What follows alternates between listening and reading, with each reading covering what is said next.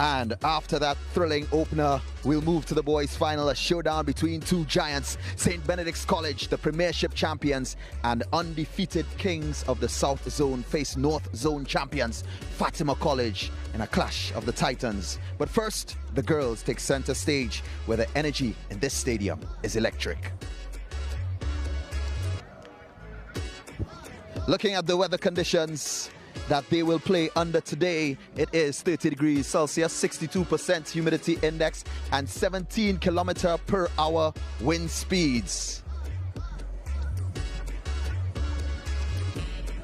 Attobolen Stadium is ready, and we are definitely ready. My name is Hans Devines, and joining me, Liu Chin, James Saunders, and Brent Sancho. What a team we have here today, guys. The Avengers is assembled. Ooh, I love the sound of that. 2024, 4 of us are here. Let's talk about the season, gentlemen. Eventful, and it has shown its ups and downs, of course, on the pitch. Talent. We've seen a bit of talent. We've seen players that have the creative, both in the boys and girls. Yeah. And it has been a very interesting, although dominated by St. Benedict for the most part, but it's still been an exciting year of football. James, what about you? Teams that would have stood out? Yeah, definitely. You've got to call St. Benedict's College. It's good to see a squad that has been around. 2 years ago, they won a league title. Yeah. They lost out the following year, and then to bounce back and get an intercall. The only title that they haven't won in recent times, well, it was certainly something to behold. Pleasantville secondary, flawless. St. Joseph Convent as well. And, you know, I am quite excited to see the culmination of all of that in this melting pot today. That is this final. Yeah, it really was a beautiful road leading into this one. Let's talk about some of the top players that we saw featured, guys. Yep, well, I think the 60th year of the SSFL has definitely produced some gems, as we could see there, likes of Darrell Garcia, Caden Chestrill, Luke Correa. One name that I thought might have been there was my boy. I was waiting for that. But we knew it was coming. I had to mention him. But there have been so many great players, of course, the likes of Lyndall Sween, who we know throughout, Andel Fraser, of course, Ability Hazel, Thane Devonish. These players have all showcased what it means to be a secondary school footballer in Trinidad and Tobago. Don't worry, Prince, he's in 11th place, just outside of the graphic that we've got there. Well, let's take a look a little bit closer at the top 10 players this season in the Coca-Cola Intercall.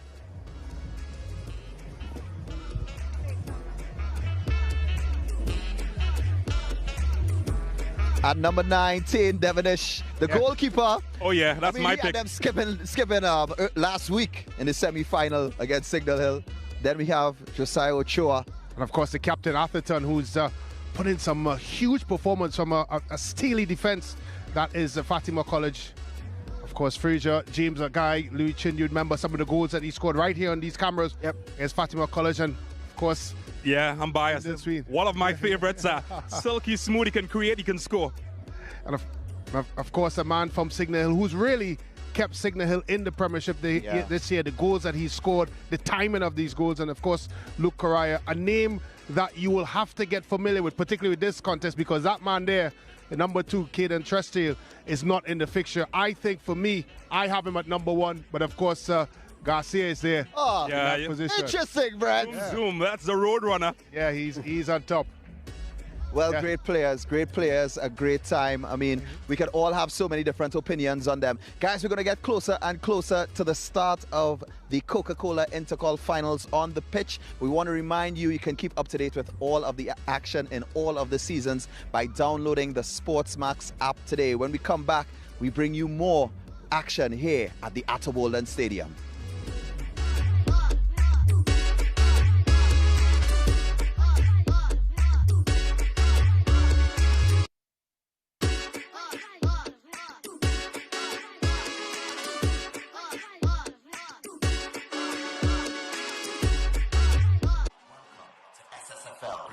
You're watching coverage of Secondary Schools Football League, brought to you by Carib Malta, 0.0% alcohol. It's the way we play. And First Citizen Foundation, building strong communities through sport.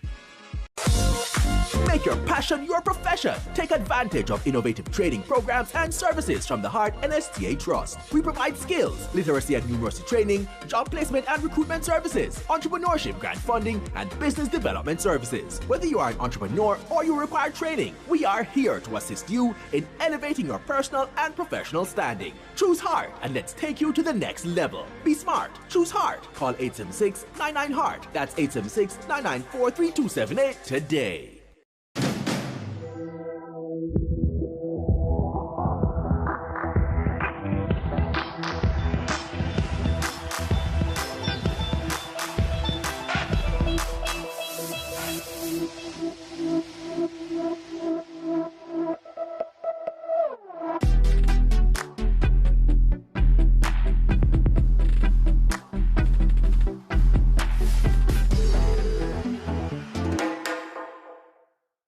You gave us the inspiration to be first. We gave you the solutions that put you first. You trusted us with your vision. We paved the way with innovation. You walked with us side by side, and we continue to serve you with pride. First Citizens is proud of everything we've achieved together. We made dreams a reality, shaped success stories, and painted brighter futures. And together, we'll accomplish so much more. First Citizens, we put you first.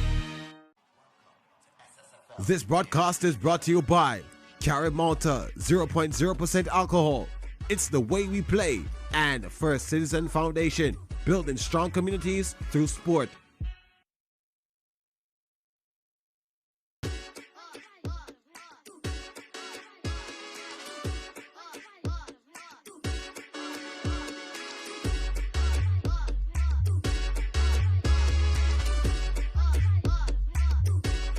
Years of the Secondary Schools Football League, and today the culmination of all the action for the season kicks off with a national intercall final with the girls, St. Joseph Convent, going up against Pleasantville Secondary School.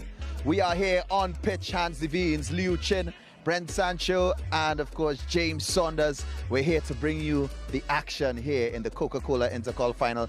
Guys, let's talk about today a little bit, and let's talk about the road that led us to this girls final. Well, of course, for both teams, it has been an interesting road. Certainly for St. Joseph Convent, their first time being here, North Zone winners, in a very exciting encounter to get to this stage. A team that is not used to this as much as their opponents are. Yeah. But they certainly have capable players within their ranks to cause an upset here today, because it would be an upset if they were to win because of the dominance of Pleasantville and what they bring to the table. Yeah. Now, guys, before this segment here, we were talking about the top 10 players in the Secondary Schools Football League Premiership Division and in the Intercall. I will tell you, my player of this season is Nikita Gosai. Oh boy. I stand on it, guys. I stand on it. I stand on it. 4 titles, going for the 5th one today. I mean, when you talk about the girls' football in Trinidad and Tobago, truly improving. And here we have the top 6 girls: Janique Ramuta, Bethany Phillip, Shaquila Daniel, Hakima Goodridge, Caitlin Darwin, who we're going to see today, and obviously my pick, Nikita Gosai. I think she's the top girl. And you put her above every other player in this tournament. Every other player in the tournament. With both boys and girls. Yeah. Yeah. I think that's fair. Yeah, it's fair. I am there as well, Jim. I'm not going to be the odd man out. Well, it's clear that the future of football is female. Here's a look at that feature.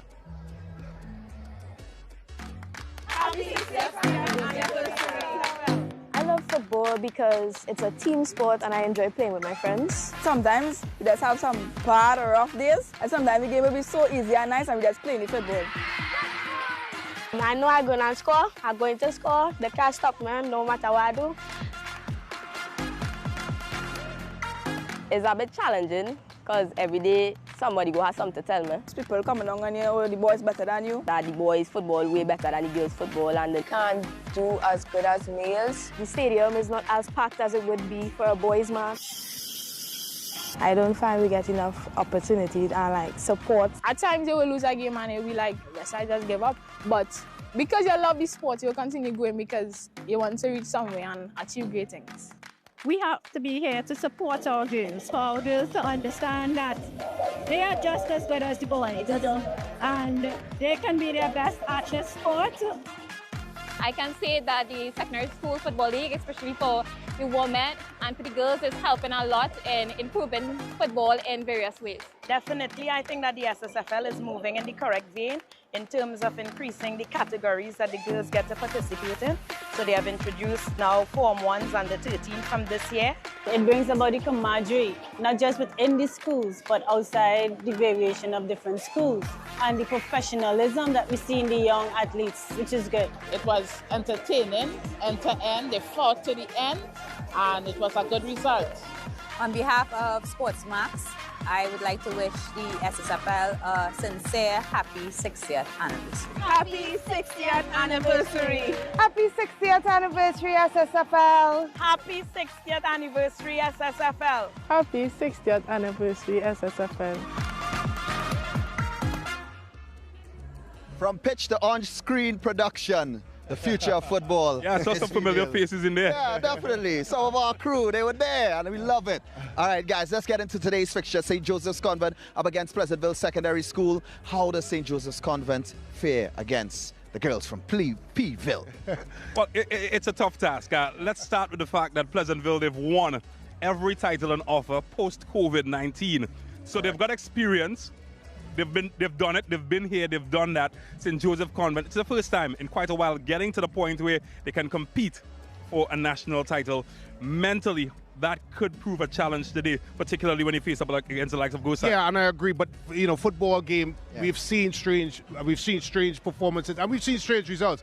And I look at the bench of the St. Joseph Convent team. They've got one, Tasha St. Louis, of course, a former captain of the national team, a lot of experience. They've got a coach in Junior Maxwell who I believe knows how to win football games. And they got a young lady by the name of Darwin there that I believe if she's given the room and is allowed to that opportunity, she could create something. I do admit though, James, you are correct. It is an uphill battle for St. Joseph Convent, Port of Spain. But all in all, this is a final, gentlemen. And we've seen so many times in football where the final does not normally and sometimes go to script. Well, I will tell you, St. Joseph's Convent, they walked with their support today, and their coach is ready. Here is their coach, Junior Maxwell. All the way to the promised land today in the Coca-Cola Girls Intercol Final. First time for St. Joseph Convent. Must be a big situation for you and your girls. How has preparation been? Preparation's been fine, you know. It's just back to the normal drawing board. You know, just keep training hard, keep working on our plans, and you know the girls been doing what they're supposed to. Well, most schools have had a problem dealing with Go Sign Squared. Of course, that's the sisters that play for Pleasantville. What's your plan to stop them? I ain't gonna really give you that, but there's a game plan that we've been working on, and you know we know where the danger is, and I'm sure we will try and deal with that. Well, going the other direction from an attacking perspective, what are the keys to the game for St. Joseph Convent, Port of Spain? Well, again, it's all about us taking our chances. When we get the chances, take them, and keep, you know, and just hold them. Thank you very much, Junior. All the best in this game. Thank you. St. Joseph's Convent. Brent, thoughts on what Coach Maxwell said? Yeah, I think he's correct in obviously being able to execute on that game plan. I'm intrigued to see what he tries to do with the Go Sign sisters, because as I've said before, if you can stop those two from playing, and I think Five Rivers did it a bit in that league encounter finals, if they're able to do that, then they're in this, and it then comes down to them executing on maybe those one or two opportunities that they may get. And but of course, that is all words, and it's a difficult proposition. As many teams have of course found out before. I'm wondering if he bought a steamroller. Physically, I think it's almost a mismatch. Looking at Nikita Gusain and the way she's been able to get past players physically, I think stopping her physically, even more than tactically, is going to be a challenge. All right, well, let's hear what Pleasantville Secondary has in store for them today. Coach London, of course, a situation that you're coming used to now. How has preparations been for Pleasantville? Preparations, as per usual, weather played a bit of a part because, again, we don't have a full ground to train on, so the piece of the ground that we train on, once the weather wreaks havoc with us, problems. But again, we make best of the situations that we have, so yeah, we're ready.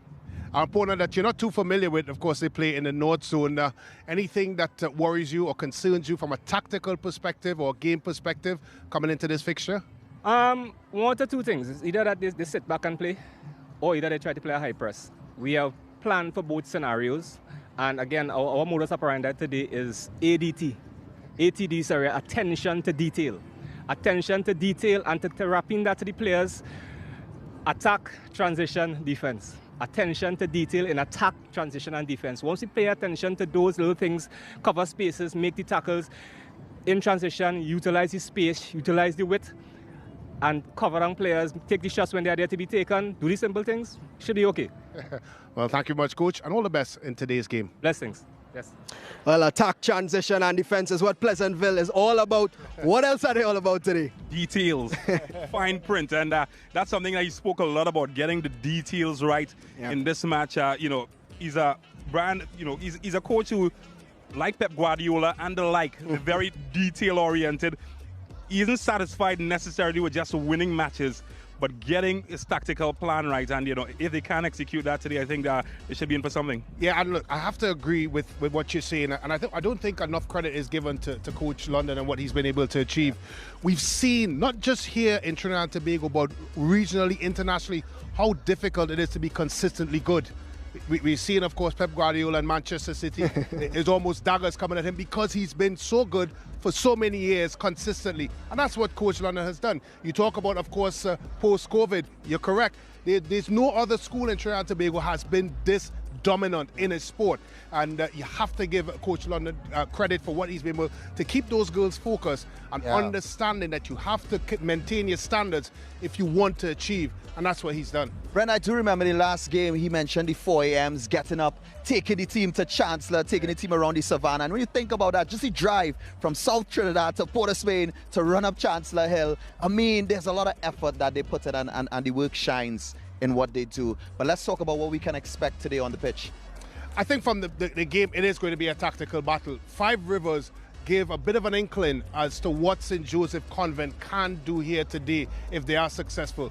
What did Five Rivers do? They were very good in transition, and that's why I'm very sure Coach London mentioned that. And they were also very capable in the wide places. Speed. They had speed on the wide sides of the field. If they're able to do and emulate that, of course, St. Joseph Convent, that is, they can have a chance here today. But for Pleasantville, it's just business as usual. And I think because those girls have been on this stage so many times, I think they know this is routine. Yeah, absolutely. I can't add anything more to what he said. Absolutely spot on. Unless, of course, you buy a steamroller. Well, I will tell you this, right? St. Joseph's Convent, they could have observed that game at Pleasantville going up against Five Rivers by just being on the SportsMax app and keeping up to date with all of the action that is there. All right, we remind you too can download the SportsMax app today. When we come back, the Coca-Cola Intercall Finals, the girls of St. Joseph's Convent go up against the girls of Pleasantville Secondary School, and we bring you the action live here at the Atto Boland Stadium.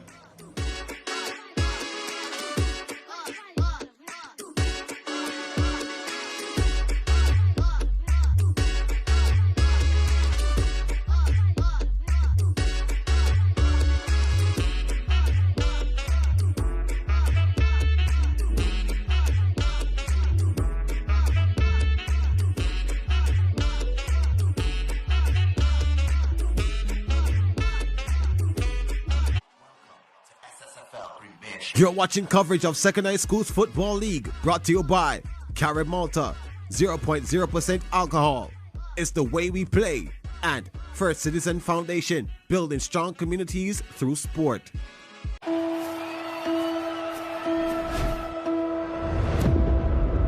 Every moment leaves a mark. The time has come to continue making history.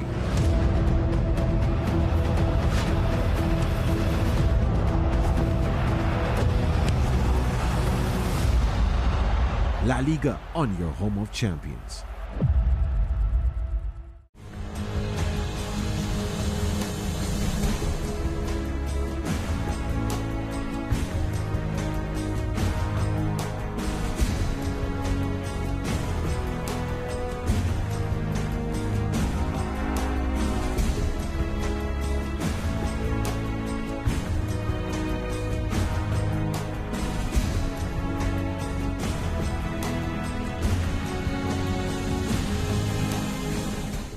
Let us immerse you in a world-class horse racing showcase. The Longines International Jockeys Championship is Hong Kong's elite event. 4 prestigious Group 1 races, world-class jockeys, and the powerful thoroughbreds competing fiercely for the World Turf Championships. Watch on SportsMax and SportsMax Racing on Sunday morning, December 8th at 10 in the Eastern Caribbean, 9 in Jamaica. Unlock SportsMax. Get the app today.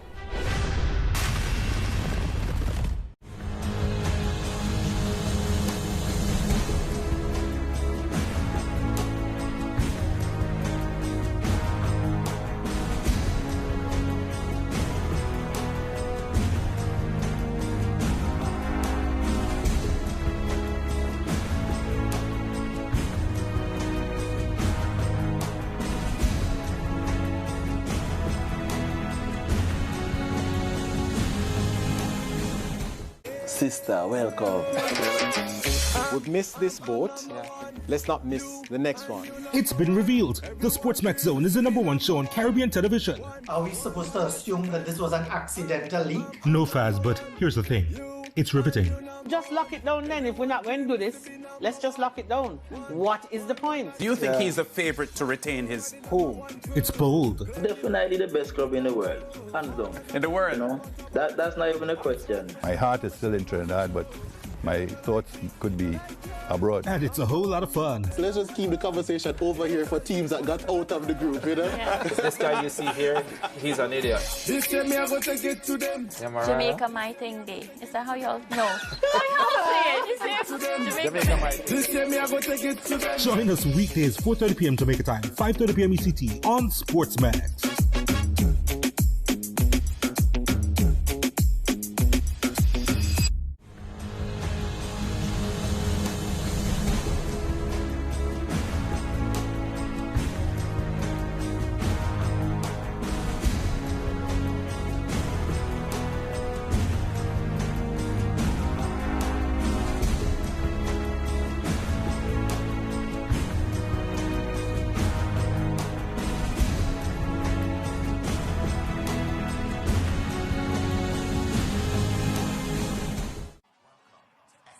This broadcast is brought to you by Carib Malta 0.0% alcohol. It's the way we play. And First Citizen Foundation, building strong communities through sport.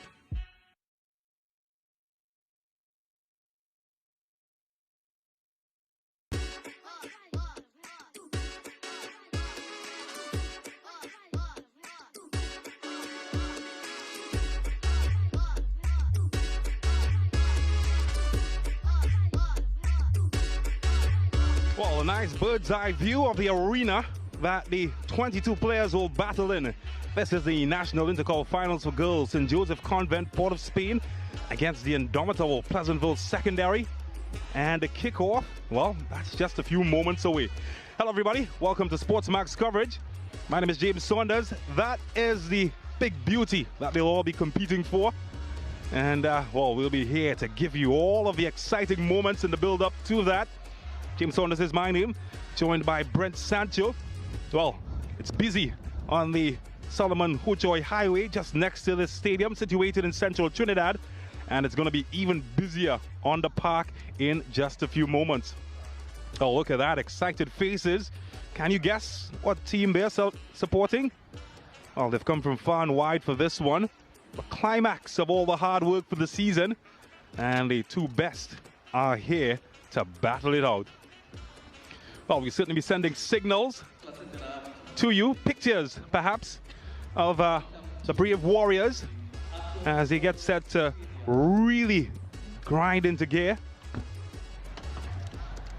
Pleasantville Secondary, well, they've been really good, but St. Joseph Convent, well, their school over 100 years old and just a population of 850. The main rivals might be Providence and Holy Name, but today, I tell you what, prime suspect number one is going to be Pleasantville Secondary, who they will have their crosshairs on. And for Pleasantville, they've won 5 of the last available titles to them.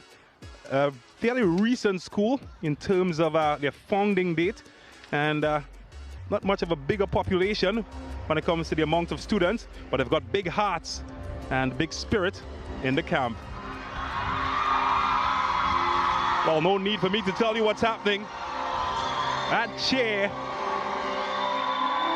welcomes the 22 players who will start today in this grand final. We have looked at the preliminary rounds. There have been big bad wolves along the way, huffing and puffing. But these two haven't yet been blown down.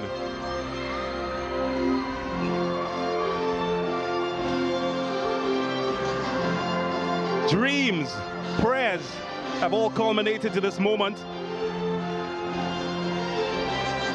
It is reality that will be the main separator of the teams. Well, there's the skipper, and she's going to take the delegation around that is led by the secondary school president, Mariri Gonzalez. Anthony Lovelace, Coca-Cola, is there with him. Jemison Riggs, second vice president of the TTFA, just behind President Gonzalez. And also in the mix, Ezekiel Cicheran, first vice president of the secondary schools football. Colleen Bermant from St. Joseph Convent. In the grey, our very own Crystal Britton, senior producer and project coordinator here at SportsMax. And Alison Kwashi Boucher, Pleasantville secondary dean and team manager. Well, Caitlin Dowent, she's been on all the star posters this season. And, well, she would lead the contingent now, being introduced to all of the players in her camp. Dowent, of course, among those expected to be among the top players of the season. And, well, Marsha Suku of Pleasantville Secondary is also in that contingent. And, well, the introductions, smiles, the shake hands, and then, ironically, we will head to battle. Well, all-female cast as well will officiate for this one. Will be introduced in just a second, as they are finally being introduced to the crowd gathered here at the Atta Bolden Stadium, named after the Trinidad and Tobago track and field legend, Atta Bolden. And first, we will have the national anthem.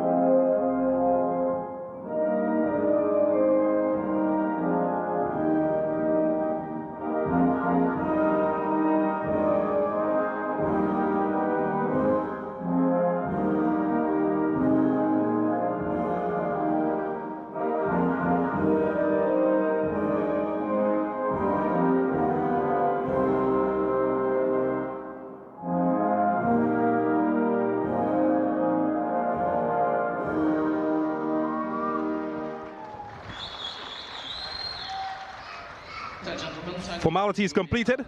Time for business. As mentioned, Brent Sancho alongside me for this one. Brent, a monumental occasion happening here today. Yeah, certainly so. And credit to both teams getting this far in the competition. It will be an intriguing counter that will have, I predict, James, contrasting styles in tactical approaches. Of course, those are the officials: Sobers, Nicholas, Douglas, and Williams. Sobers carrying the whistle, very experienced. Of course, James, an encounter that I think will entertain viewers from all far and wide. St. Joseph Convent in the blue and white strip. As you saw in the team facts, in the capital, Port of Spain, Dolan will be in goal for them. Darwent will wear the 13th. And of course, Philip and Govaya will provide some support with Richards in the middle. Junior Maxwell is on the bench. Yeah, a team that is rigid in their structure.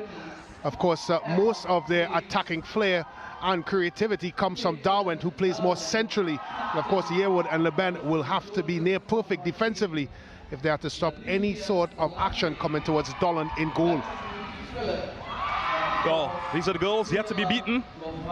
And They've got a strong cast to start the show. Mary Show providing some steel. Look out for the Ghost Zion sisters, Natalia and the company. And of course, they've got the skipper who will be in the lineup as well. Of course, Coach London talked about playing in transition, and there's no two better than those Ghost Zion squared, Nikita and Natalia.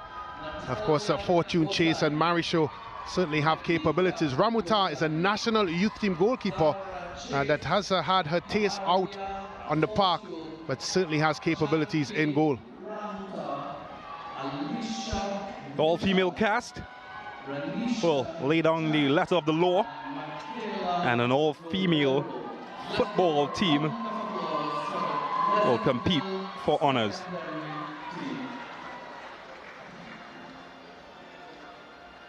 Well, hugs completed, some prayers, hopes and dreams as the Intercol Girls Final is underway here in Central Trinidad.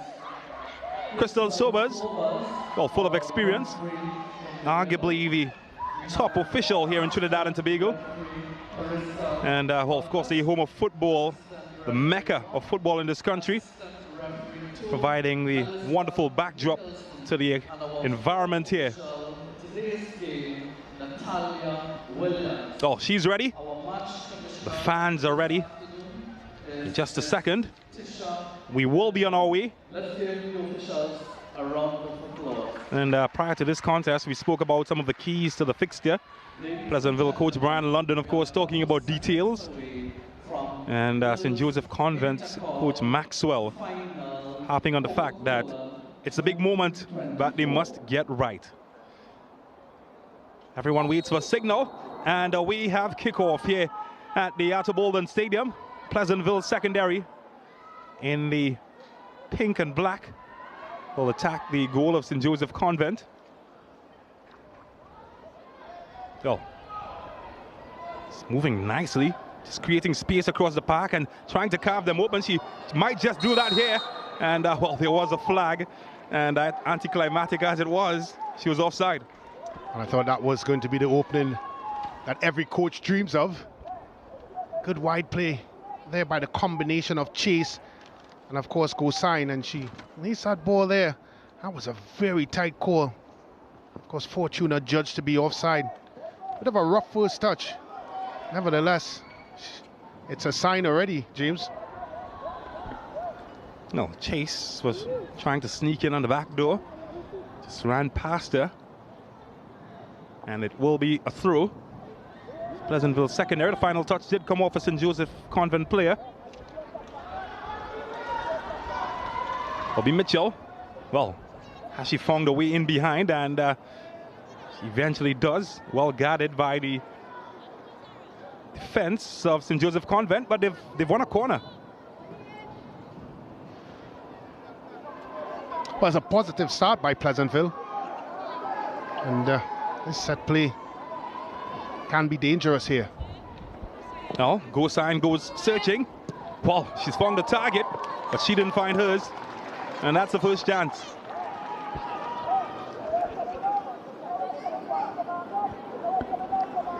Look like Sister Zach here.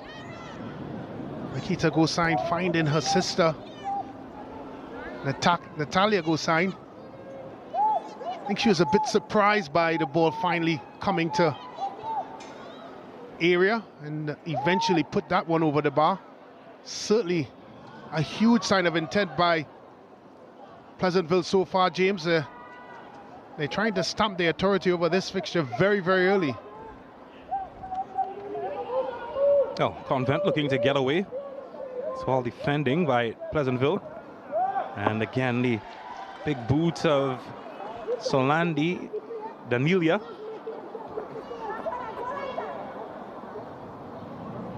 Oh, this time she gets a head on it. Can't keep it in though. It will be a Pleasantville throw. Well, taken quickly, and Chase could be in behind. She's got support in the inside of the area in Marisho. Couldn't pass Marker this time around, but does win another corner. It's 2 corners so far. We're only inside the 3rd minute.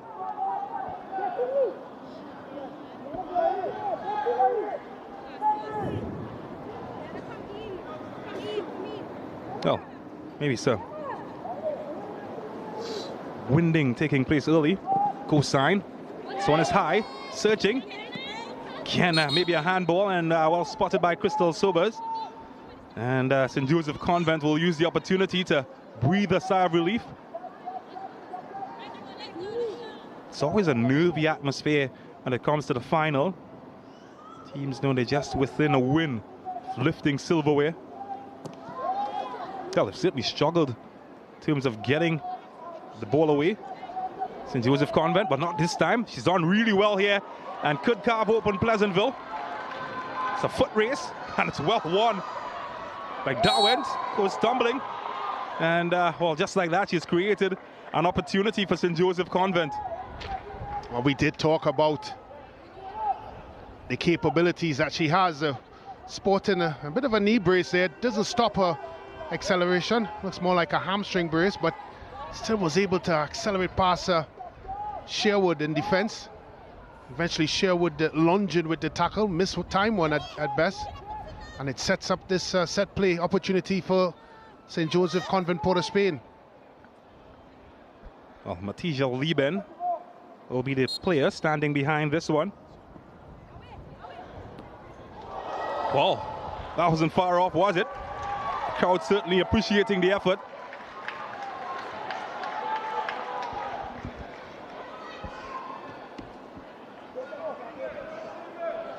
Yeah, and we did say a finals could present to you all kinds of variant situations there.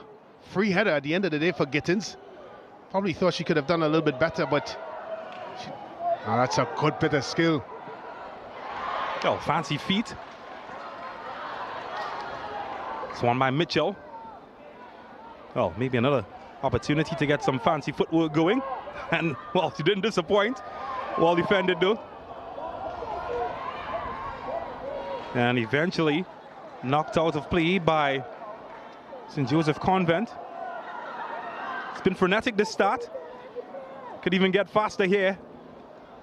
This time Chase unable to sneak in behind the defense as Lieben does the defending.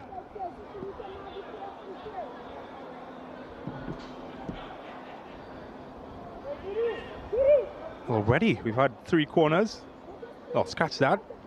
This will be a throw-in. Well, she's done well to keep it in. And this time, that man, Junior Maxwell, will be happy to see that one go out behind for a goal kick.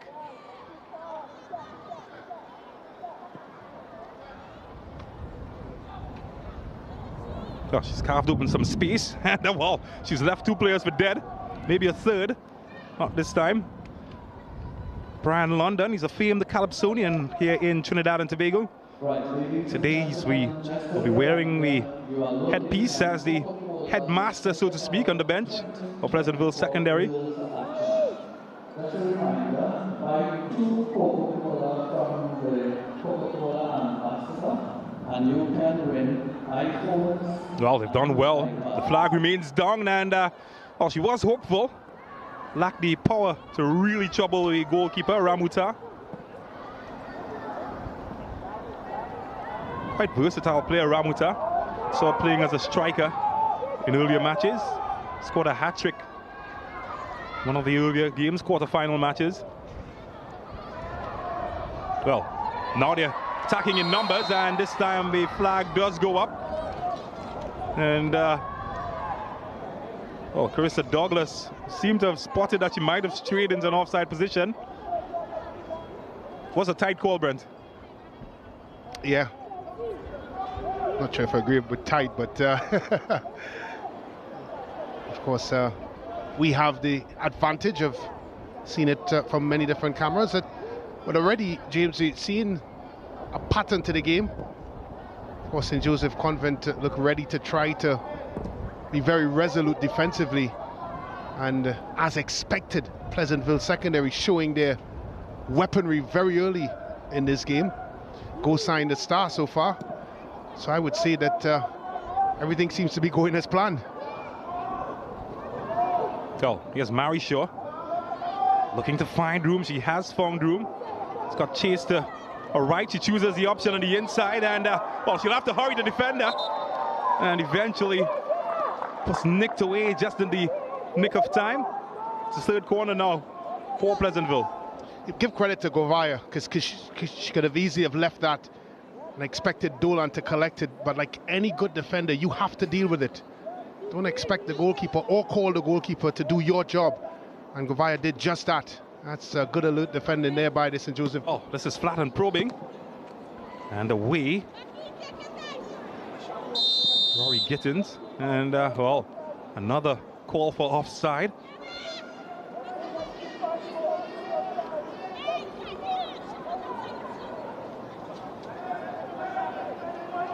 So this time Pleasantville, just in a space of a few minutes, called twice for offside. Well, showed immense strength, but the pass not up to scratch. And the St. Joseph Convent will concede possession back to the school from South Trinidad.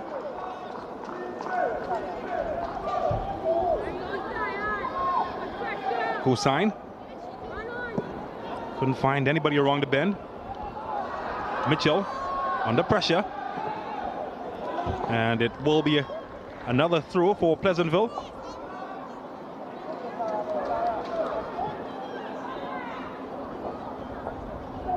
And this time Chase can't keep it in. Haven't really been able to connect out of the back efficiently. St. Joseph Convent has placed them in a lot of pressure situations. And well, another one to deal with. And the goalkeeper should get there first, and she does. Alexia Dolland. And this time she does find a striker. Lost the physical battle. We spoke a lot, Brent, about the physicality of Pleasantville secondary, and we'll talk about that in a bit if she can keep this in, and oh, can't keep that one in Neves. But we've already seen early on physicality being a big factor. Yeah, it has been a factor. And I would also add to that a bit of pace, because what Pleasantville has been able to provide is options out wide, and it's very clear as to how they're approaching it. They're looking for quick points of switch through Go Signs' sister, from Chase on one side to Fortune on the other side. And of course, I've given credit to Govaya, the defender, the right-sided defender for St. Joseph Convent, for her alertness, because on a couple of occasions, James, they've tried to snuck in through that angle, but she's been good. Oh, now she thread the needle here. Should be an easy race for Guerrero. And Cosine. Oh, look at her go. Well, she's gone past everybody. Needs a good service. Maybe Chase can. It's well defended. And St. Joseph Convent now will try to break free. Oh, Yewood has done really well to get Neves in. 1v1. Couldn't find options wrong there. Pleasantville happy to take possession. It's well won back by the team from Port of Spain. Oh, they're really getting into gear now, St. Joseph Convent. Looking for Darwent. Darwent! Well, maybe now. St. Joseph Convent have done it. They've found the game opener. And it's Bethany Phillip who has all of those flags waving in the stands. She can't believe it. That's 1-0. Well, as we discussed in the build-up to this game, and not every game of football goes by the script. We mentioned what Darwin brings to the game. Good vision, good pass by Gittins. Oh, look at that for follow-up and a finish. I have to give Ramutar credit because it was a good save. But just like that, Phillip was there, Bethany Phillip, to put that into the back of the net. It was a good play, counter-attacking play by St. Joseph Convent. They survived at one end and was able to not only put together a good attack, but an attack that saw the ball end up into the back of the net. Exactly what, of course, Coach London spoke about, transition. In this case, it was against his team, and they were not good in that area, and hence the reason St. Joseph Convent Port of Spain has done the unthinkable and gone up by 1-0. Bethany Phillip putting St. Joseph Convent ahead. And, well, Coach London might have some concerns on his hand. Not the player. He'd want to see Dong nursing an injury. Hossein. Well, maybe St. Joseph Convent can capitalize here. Well, Phillip was the intended target, not that time. But I did say in the build-up, Brent, that you needed a steamroller. Well, they've certainly steamrolled their way into the lead. Convent. And of course, you'd have to agree it was against the run of play. And they've survived a couple corners, survived a couple of encroachments by Hossein. And sometimes in this sport, you have to ride your luck. There's so many teams that have won championships by doing just that. And I'm not suggesting that St. Joseph Convent is not good value for their lead, because they have done an aspect of the game very good, which is defending. And they were ruthless when they attacked, because that was textbook transition football, executed to its finest.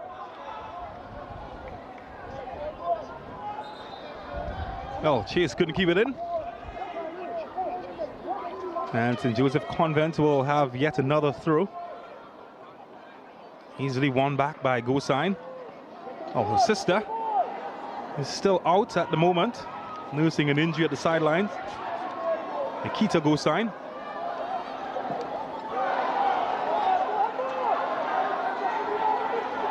And yeah, bit of concern to face there from London as the flag does go up this time. They look dangerous in transition, Convent. Yeah, and I'm very sure that's exactly what Coach St. Louis and Coach Maxwell would want. Of course, that's not the sign you want to see if you are a Pleasantville supporter. But you have to take your chances, and James, that's exactly what they did. It was a little bit more than a half chance, and they took full advantage of it. Well, Nikita Hossein will finally reappear onto the field, just out of your frame. A bit of a limp. You'd certainly take that any day over her on the sidelines. Of course, you might remember in the South Zone final, Pleasantville did go down to 10 players, still able to comfortably win that match by that score that you may not want to be reminded of, at least if you're from Moruga.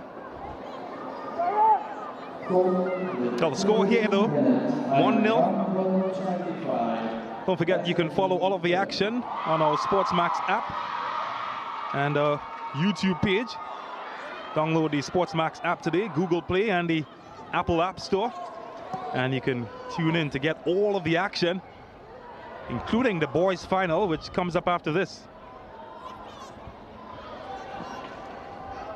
Looking for Chase. And, well, Chase couldn't keep that on the first spell.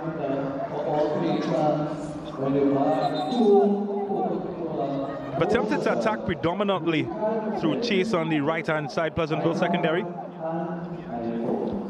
She's had her moments, Chase, in terms of that battle that she currently has against Richards, Chelsea Richards of St. Joseph Convent.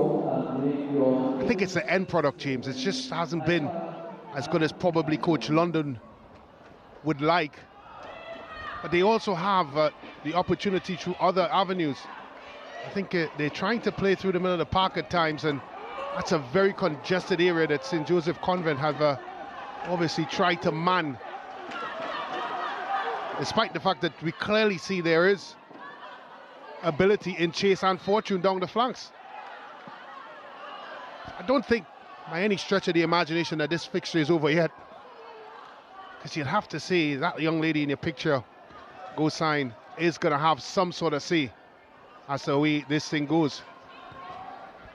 Oh, yes, Chase. And she's been tripped up. She most certainly has been. Will be a free kick. Might remember St. Joseph Convent a few moments earlier did get a free kick from a similar sort of position. It's able to get a header away. How will Pleasantville capitalize on this moment? This is go sign. Back on her feet. She's got 5 pink shirts in the area to aim at. Only needs to find one. Well, a 4-man wall, interestingly being used by St. Joseph Convent. Heavily fortified. Well, needed a firmer finish. Did get a firm clearance. They'll try again. Well, I'll take her to dancing classes any day. She's got nimble feet, go sign. Wow, she's got a good shot as well.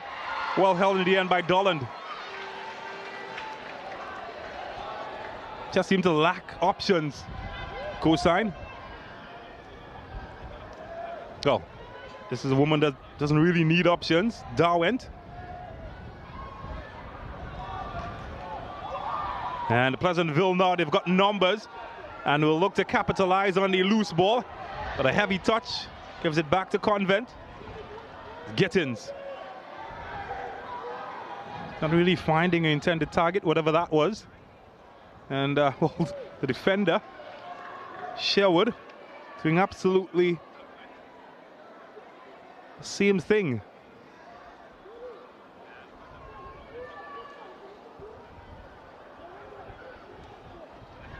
We've gone past 20 minutes and already we've had a goal. Lots of exciting moments.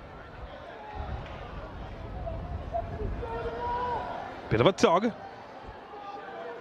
Using her strength to get away. It's Wiley, the captain, giving away possession to opposite 10. And well, Phillip thought for a moment she might have been in, needed a better touch though.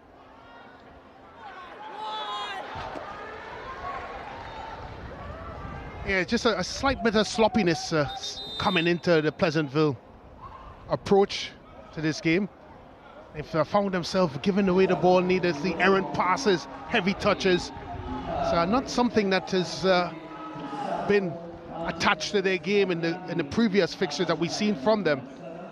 And sometimes that happens when a team is rattled, and I think that goal by Bethany have certainly rattled the ladies from Pleasantville as we go to this water break, James. Time to cool the nerves. It's been steamy. Not just the weather. Of course, it is a scorching 32 degrees here at the Atterbolden Stadium. But it's been a game, fast paced. And it's going to get even faster when those boys get involved. Fatima College up next against their old foes, St. Benedict's. And well, I tell you what, the thermostat might just erupt and those two juggernauts combine. Let's look back though at the moment that got joy for Convent. It was Darwin, the first opportunity. And how about Phillip for awareness and follow-up? I think it's all about this first touch here by Darwin. She took it across with her left foot and set it up really nice with her right. Again, I give credit to Ramuta for the initial save. Nothing she could do about that follow-up by Bethany Phillips. I think both defenders got dragged out to seek the attention of Darwin. Well, they're getting the attention of cameras at least. St. Benedict's College won the league championship 2 seasons ago. It's the intercall that has escaped them, and primarily because of a team that they will face next, Fatima College. Well, Sobers has had her drink and she summoned the girls back into action. That one, Phillip, Bethany Phillip, as Brett mentioned. Star so far. A goal separates the teams at the moment.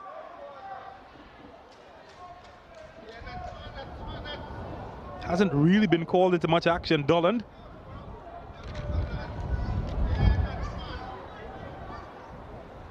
Just that one shot from goal sign, although I might argue Pleasantville has had the lion's share of goal mouth opportunities. Convent have been more efficient.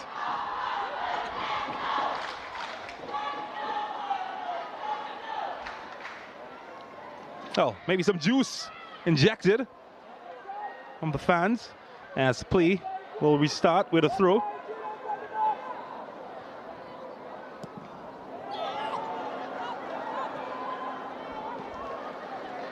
Not sure she knew what part of her body that came off of Yearwood, but she successful in getting it away. Well, looking for chase, not deceived this time Richards. They'll try again, Pleasantville secondary as the hurry goal sign. It's a well-won offer, and well, might have thought she could catch Ramuta napping. Shot really lacked any sort of power. And it's that sloppiness I talked about, James, that's creeping into the Pleasantville game. Almost sense like they feel that they are supposed to win this. But unfortunately for them, games are won on the pitch, not on paper. So they would have to step it up, because this St. Joseph Convent team has certainly shown the bite so far and the endeavor to win a match. And it's really been down to that key word, their eagerness to try to win. They're contesting everything, challenging every situation. That has kept them in the game. It's not been straightforward. Oh, Pleasantville. Oh, here's goal sign. She's been heavily man-marked and she's escaped that well. Wiley. Well, has she been knocked over? Certainly has. Mary Shaw has earned the team a free kick. Yearwood with the hatchet job. And Crystal Sobers laying long the low. And this is not where you want to give away dead ball situations. You could pick your goal sign, really and truly. They both have the capabilities of putting something significant on target. Of course, the captain Wiley shows a bit of interest as well, because she also has those capabilities, but it'd be difficult to see anything past Nikita goal sign. So it will be goal sign, and well, yeah, will be away. Wrong technique, and I'm a bit surprised by that, and I know she's disappointed. She's putting her head in the shirt. She was always leaning back, as we see again here. Really just needed to get over it. She wasn't able to. Again, look at the bodies around her. So, back in the mix. Doors open. She's in. Excellent. Pleasantville are back.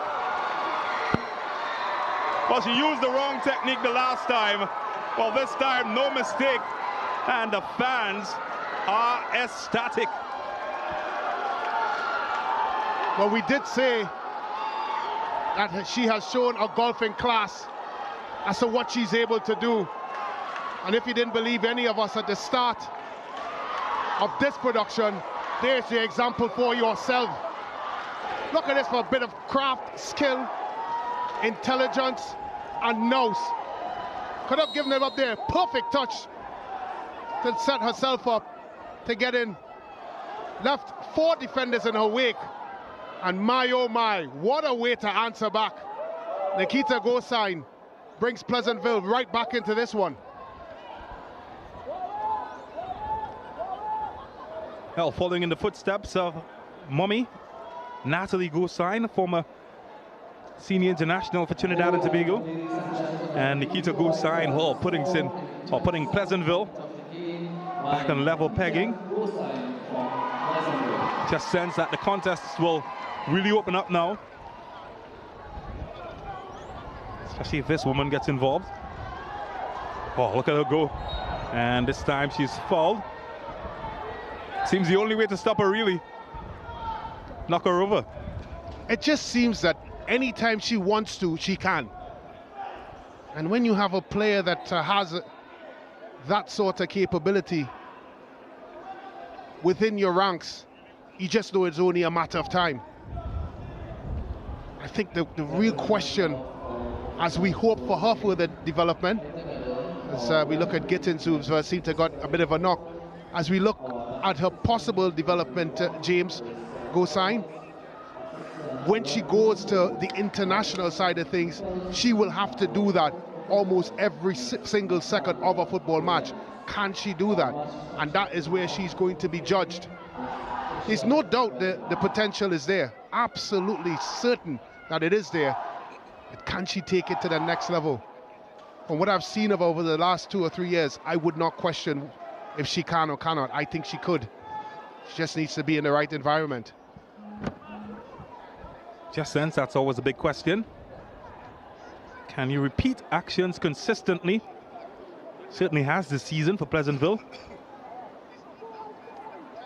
Just wonder what does the future hold for this young woman in your picture. Certainly got support, firstly from her sister who's on the ball here, Natalia Gosine, and mother coming from a strong football heritage. Oh, just muscled out of possession there. Nifty feet. Almost paid the price though with the clearance.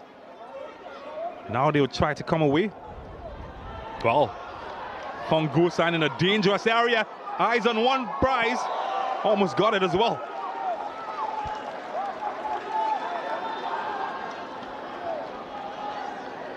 When she wants it, she can. Said that, Brent Sancho. She's certainly proving it.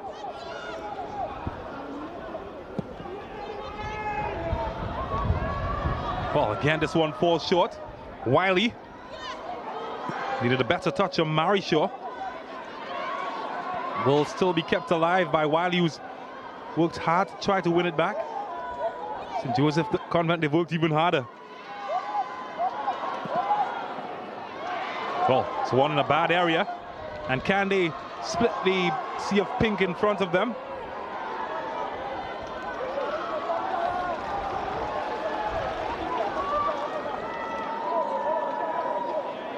Half an hour gone. Scores level between St. Joseph Convent, Port of Spain, and Pleasantville Secondary. We spoke about the physicality from Pleasantville. We spoke about the transition play from St. Joseph Convent. And, well, might talk about something special here. There was a foul in the build-up. Speaking of build-up, though, it's an area that we've seen Convent struggling, building up out of the back. It has certainly accounted for at least half of their troubles defending Pleasantville. Well, this woman as well. That's the other 50%. And, well, that's going to be a penalty. She's given it 100%. Nikita Gosine. And now she can possibly put them in the lead, but that's if it's given as a penalty, which perhaps it hasn't. Not so sure, Brent. Looked a lot closer to me. Yeah, she got it spot on. It was right outside the box. Right at the top of the edge. At first, James, I thought that the contact was in the box. But when you, of course, have the opportunity that we have of 3 and 4 different camera angles, it certainly was outside the box, and that's an excellent call by referee Sobers. Top class from Crystal Sobers. Can Natalia Gosine be top class? Oh, she went for top corner. And a good save, had to deny her.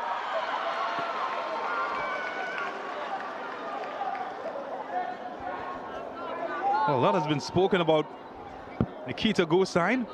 Natalia showing whatever sister can do, I can do as well.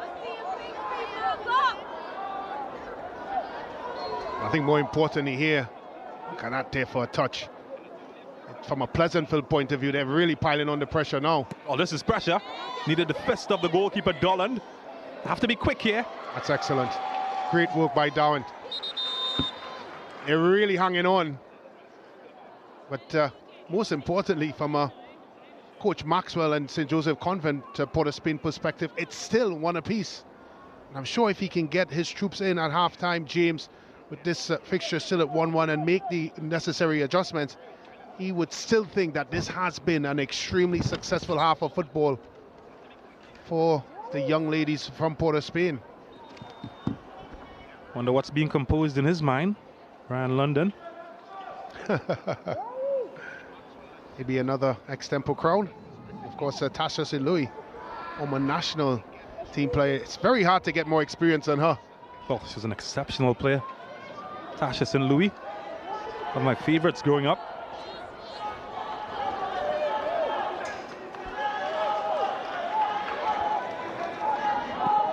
Blessed with pace, technique, talent. I'm sure she's everybody's favorite. Of course, that was a golden generation of footballers. Think of Kenya Cordner. Played her football in Sweden, I think, the moment she's currently in Finland. Akila Mullen, Miliatin Johnson, Durnell Maskell. And of course, you can't forget Mariah Shade and company. You just feel, though, that the transition from that golden generation hasn't quite happened as it did back then. Here's a question for you, James Saunders. Do you think that Nikita Gosain in her current form would have fitted into that golden generation that you just mentioned? It will be difficult. She certainly will be in the squad. I may disagree there. I think she may have just have edged it into that starting lineup. At the expense of who? Well, I think that would be a great debate for conversation. Excellent debate for conversation. You think of the likes of Kenya Cordner on one side, Mariah Shade on top, and you think of Akila Mullen. Yeah, it's difficult. But she certainly has the ability to get there. I think as you go down that list, I think that is where she would probably fit in. Janine Francois and Miliatin Johnson in the middle. Karen Forbes. Still think she might fit in? Certainly. I think you've crossed the threshold there for me. I wouldn't say the names, but I certainly think she would replace some of the last segment of names you've just mentioned. And we're talking about Nikita Gosain that's touching 15, I believe. He's still 14. That's a big difference. What about Darwin from St. Joseph Convent? Has the potential, but she'll need a step ladder to get into that team. Still a level above. Certainly one of the players that has the potential to be a leading player in the future. I think when you think of the likes of Durnell Maskell, not a consistent starter in that team, and she's an excellent player as well. Just shows you the quality that came out of that era.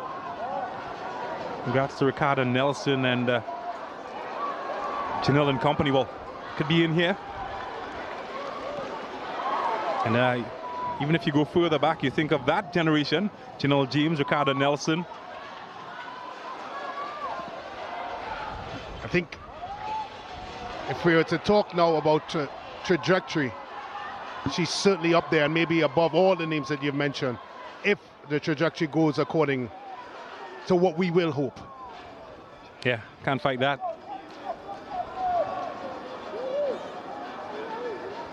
Could have some players that might have fallen out of the pool, and we will talk about that for a sec. You think of, well, look at this first. Well, she's certainly hearing the conversation and trying to firmly stamp her name in.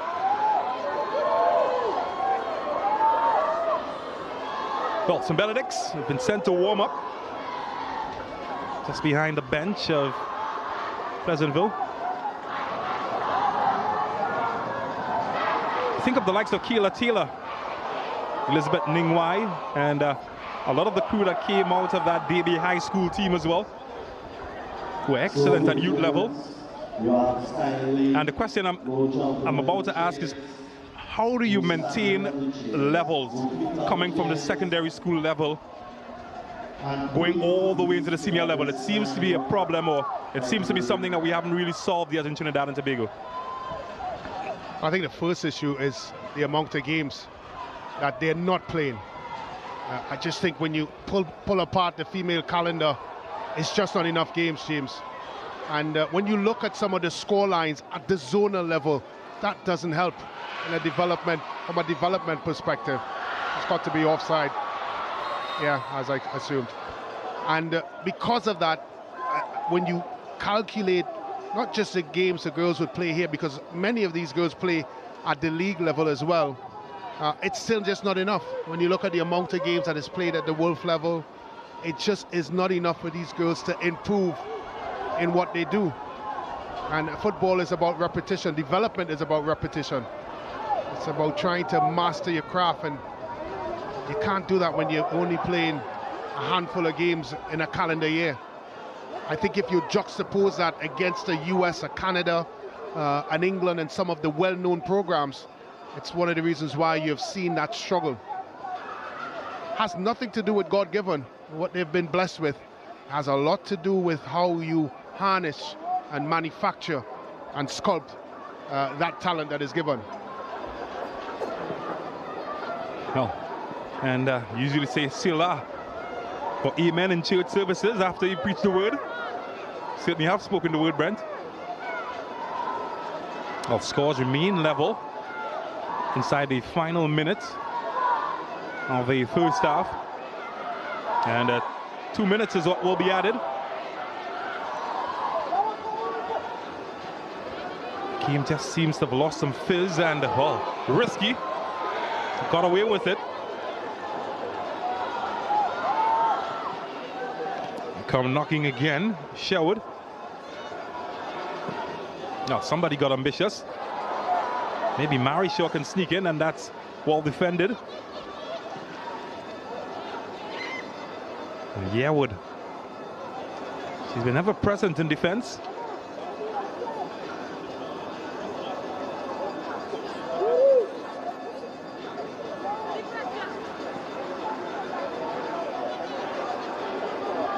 Wow, look at Darwin go. She's certainly got nippy feet. She's a crowd pleaser for sure.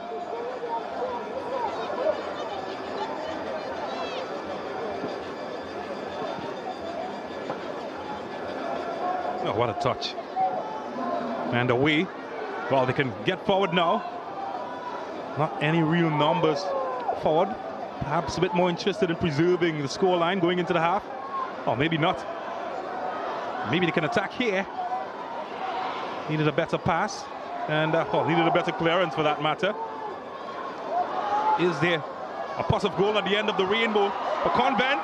Maybe here now. Well, certainly was the chance. Well, it's gone now though. And Emma Neves will hope she does not live to regret that.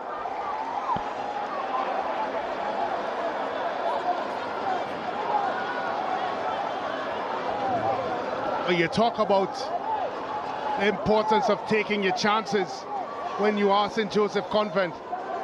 It doesn't get more clear than that. But you'd have to give Neves a lot of credit. She got herself into that area, grafted and chased and got in there. But when it needed that final touch, it wasn't there. And that is a massive miss.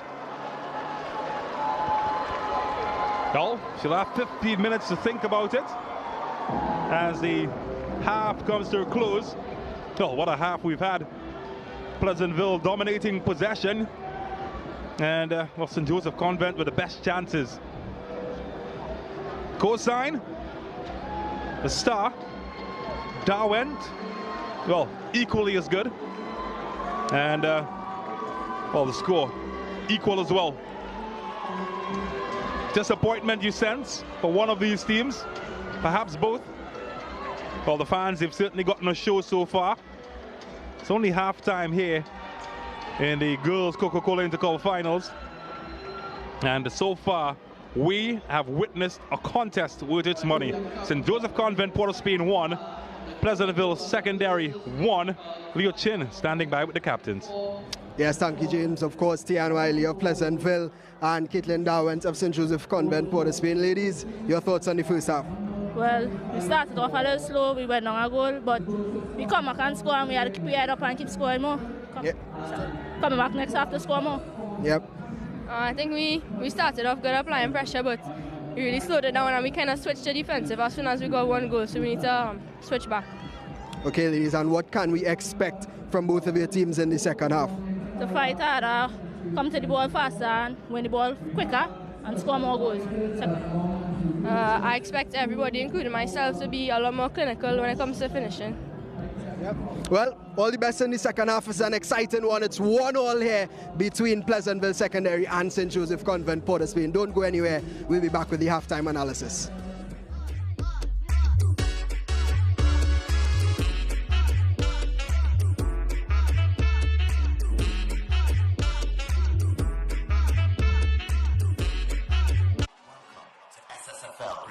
You're watching coverage of Second High Schools Football League, brought to you by Carib Malta, 0.0% alcohol. It's the way we play.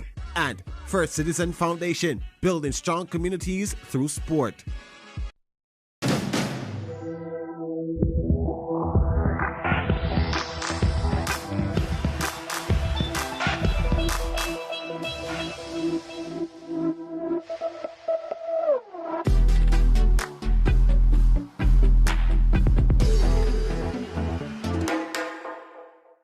You gave us the inspiration to be first.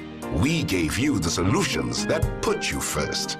You trusted us with your vision. We paved the way with innovation. You walked with us side by side, and we continued to serve you with pride. First Citizens is proud of everything we've achieved together. We made dreams a reality, shaped success stories, and painted brighter futures. And together, we'll accomplish so much more. First Citizens, we put you first.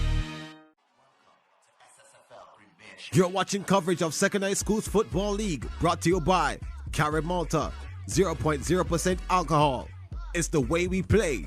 And First Citizen Foundation, building strong communities through sport.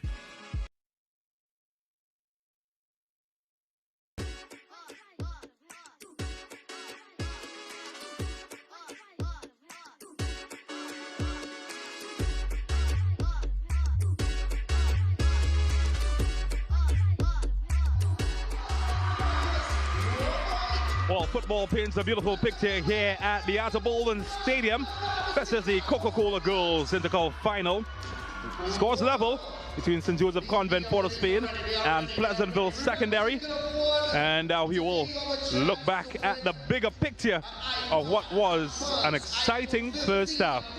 Don't take my words, see for yourself. Started between two teams were looking for something, and it was the girls from the capital, St. Joseph Convent. Dawent staying in the hands of Ramuta, and look at this from Philip. The follow-up, giving them the lead 1-0.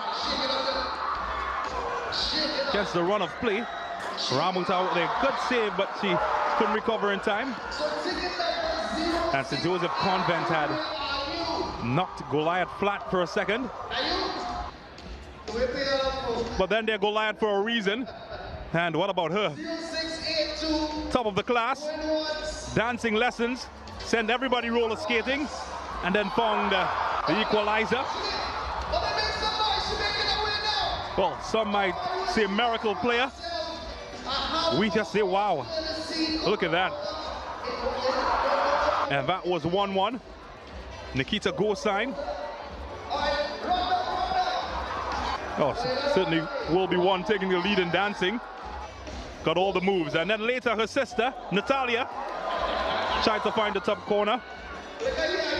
And Dolland was called into the mix. But it was St. Joseph Convent. Philip looking for an assist. And you thought Neves should have done it here. But she knows that was the moment that they needed. She knows That's the moment that is gone. Let's talk about numbers now and see how this fixture's flown. Well, in terms of shots, it's quite even, in fact. When it comes to fouls, St. Joseph Convent have been a bit more brutal. Runs into the box, that is dominated by Pleasantville. But efficiency, it is level, 1-1 at halftime. Well, we've seen pictures, we've seen numbers, and now we get a word from fans. Hans Devines is standing by. Thank you so much, James Saunders here with Carleen and Alison. Guys, how have you felt about your school's performance thus far? So far, I know my school's been working hard, so I'm sure they're gonna pull through for us. All right, Carleen, you get to go to head to the post right now. Alison, how you feel about Peeville? Well, they're going good so far, and I hope they really just push it. All right, well, we call this one 15 seconds of fame. You have 15 seconds to score against Carleen. Do you think you can do it? Yeah, I hope. Yeah. All right, well, let's start the 15 seconds in 5, 4, 3, 2, 1, go. Let's go. See if you can score. Let's go. She's on. She's off on the run. She's off on the run. She's off on the run. 5 seconds remaining. 4, 3, 2, and she scores! What a beautiful goal! Oh man, it's action here at the Ato Boland Stadium. Both of them are winners. We give them prizes, all courtesy the SportsMax crew. Leo and Brent, they have a rundown of the first half. Thank you, Hans. What a finish there, Brent. You could have done any better, you think? No, I think so. I'm wondering what school she's from. She may need to go suit up. Because so far this game is deadlock, of course. Yeah, well, 1-1. What a final we've seen so far. Your analysis of it? Yeah, look, we came into this one expecting it to be a bit lopsided, but it certainly wasn't that. And you have to give credit to St. Joseph Convent, Port of Spain, and what they've been able to do so far in the first 40 minutes. They have not only been able to stymie the progression of Pleasantville, but they've been able to be creative on the other end. And you would argue that the better chances have fallen to them. In particular, the goal that they scored in that last chance by Naves. And what they've done is been able to stop, of course, Nagita Goside. And when they do stop her in transition, like this goal that they scored from Bethany Phillips, they have been good at it. And when you heard from the coach before, he talked about being able to stop them. But not only that, when they do get their chances, they have to put it in the back of the net. And that's exactly what Bethany Phillips did to give them that 1-0 lead. Yeah, absolutely brilliant. And then, of course, a moment of brilliance from somebody we've been talking about all season long, really, Brent, Nikita Goside. Well, of course, when I speak about finals and big moments, I always talk about a moment of madness or a moment of brilliance. This, my friend, is a moment of brilliance. This wins you most finals, hands down, and she's been able to do it. And I'm very sure, and I think that's the concern if you're St. Joseph Convent, that she can't do that again. Yeah. Well, what's going to be the difference in this one? What's going to take it in the second half? It's whether or not St. Joseph Convent can continue stopping the progress or trying to limit the progress. They can't stop or limit the progress of the Goside sisters, in particular Nikita, and whether or not this weather and fatigue starts to step in for them, because they've defended quite well, they've done a lot of work, but can they do this for another 40 minutes, of course, as we see some of the opportunities that she would have had. Can they continue to defend the way that they have in this game so far? I think that is going to be the big question. Yeah, absolutely. As we take a look at some of the action there, it really has been a lot of quality from Goside and the players around us as well, Brent. We saw a similar instance where Lindell Sween was one who dominated the game. Is it a similar task for St. Joseph Convent in the second half as well to subdue Nikita Goside? Yeah, it's about subduing her and also about subduing the personnel around her. We've seen last-ditch tackles, we've seen a lot of blue jerseys in and around her trying to, of course, make it difficult for her. But if I'm Coach London, I'm quite sure he's in there saying to her, in some of those opportunities, if she was to slip the ball out left to Fortune or Chase, they might have better opportunities. So it's a lot of work for St. Joseph Convent, Port of Spain. But as we stop here, they've done an excellent job.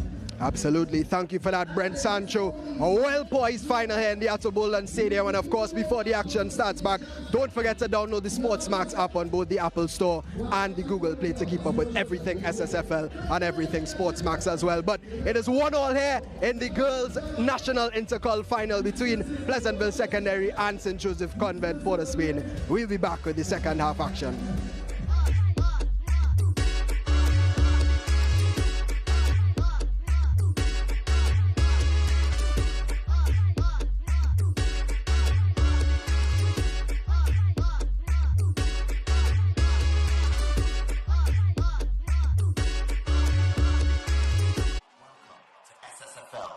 You're watching coverage of Second High Schools Football League, brought to you by Carib Malta, 0.0% alcohol. It's the way we play. And First Citizen Foundation, building strong communities through sport.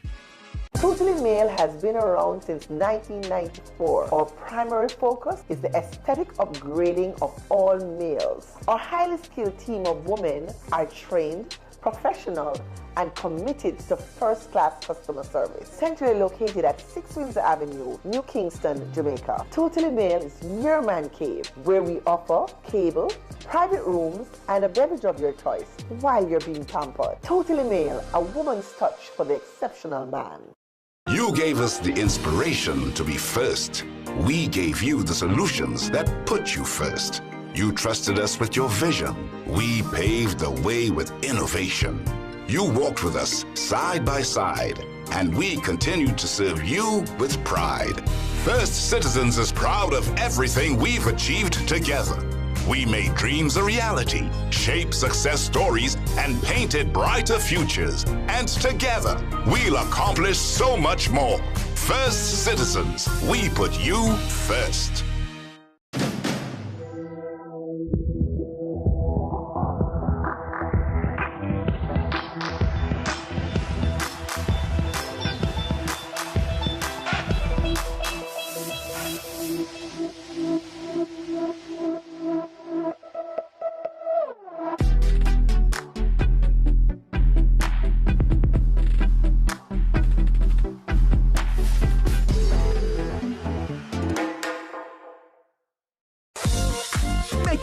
Your profession. Take advantage of innovative training programs and services from the Heart NSTA Trust. We provide skills, literacy and numeracy training, job placement and recruitment services, entrepreneurship grant funding, and business development services. Whether you are an entrepreneur or you require training, we are here to assist you in elevating your personal and professional standing. Choose Heart and let's take you to the next level. Be smart. Choose Heart. Call 876-99-HEART. That's 876-994-3278 today. Let us immerse you in a world-class horse racing showcase. The Longines International Jockeys Championship is Hong Kong's elite event. 4 prestigious Group 1 races, world-class jockeys, and powerful thoroughbreds competing fiercely for the World Turf Championships. Watch on SportsMax and SportsMax Racing on Sunday morning, December 8th at 10 in the Eastern Caribbean, 9 in Jamaica. Unlock SportsMax. Get the app today.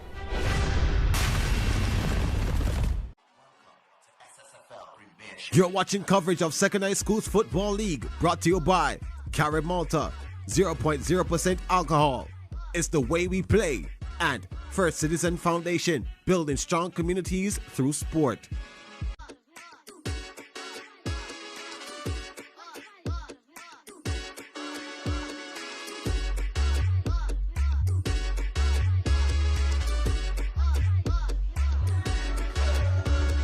A picture paints 1,000 words. Well, I'll pay $2 million for that one. The Atto Boldon Stadium alive with action. Coca-Cola Girls Intercall final. Well, it's all level here, but I tell you, like the roadway behind it, well, it's going to be a traffic jam to see who walks away with the cup today. The girls already in the mix. It is time for action, second half action. Just 40 minutes separates us from a winner. And, well, I tell you what, they've got their bellies full of action, but they want more. St. Joseph Convent took the lead early, and it was Pleasantville who had to fight all the way back. This time, going for some divine reinforcements as they get ready for what is expected to be an enthralling second half. James Saunders alongside Brent Sanchez. We welcome all of our viewers across the region and on our YouTube app. I heard you halftime talking about your thoughts of the first half. What should we look forward to in the second half? Yeah, I think for me, I've been impressed with what St. Joseph Convent Port of Spain have been able to do. And that's on the backdrops of what I know Pleasantville Secondary has been doing throughout this season and has been dominating teams from various zones consecutively. The question is now, can St. Joseph Convent keep up the work rate, the effort, the energy levels that has kept them in this game so far, and in particular this young lady on the ball?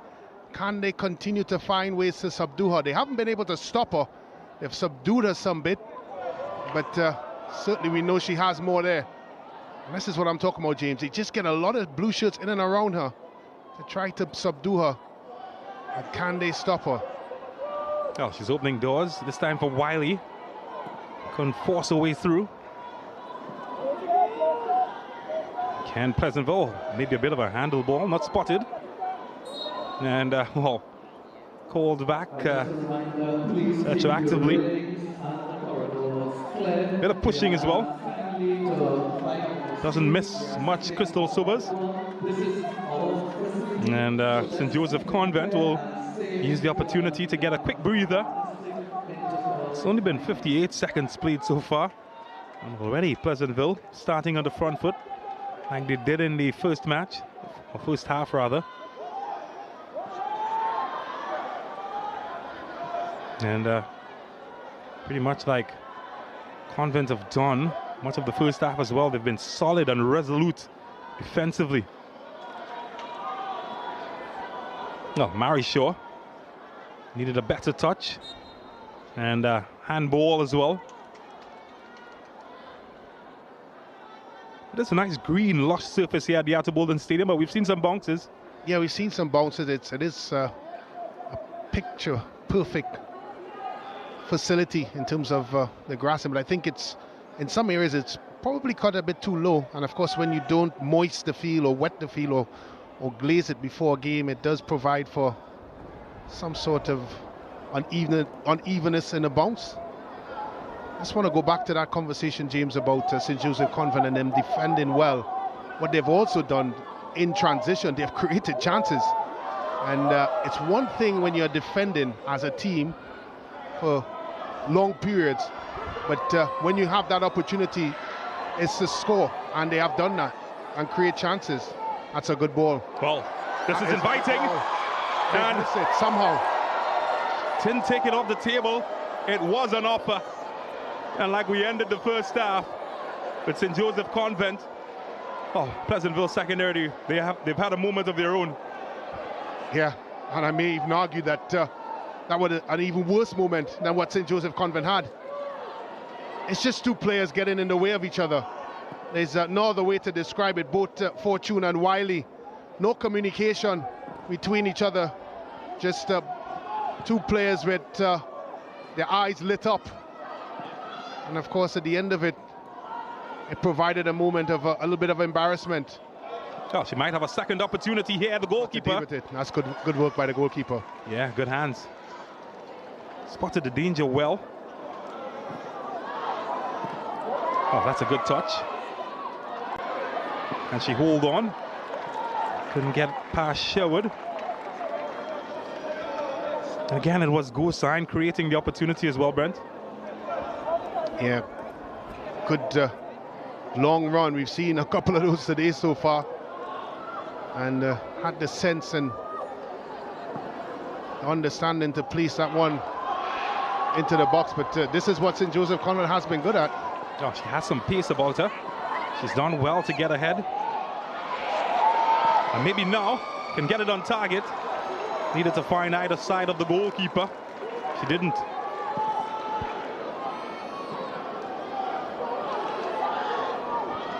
Certainly had some looks in Joseph Convent. Everybody's looking at her now, goal sign. Maybe some help from Chase was what she needed. She will settle for a throw.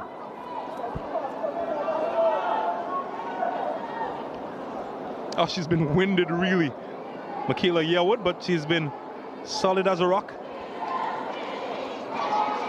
And again, it's Yearwood to clear the danger of the Convent. Fans are really gearing up now. Certainly sense blood.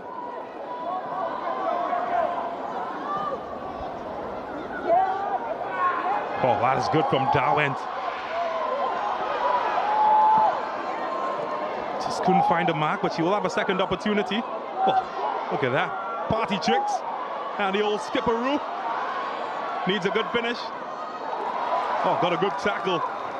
And needed Sherwood to be on her belly to get that one. Yeah, good strong tackle coming across Darwin. Seeming like she was getting a bit of headway.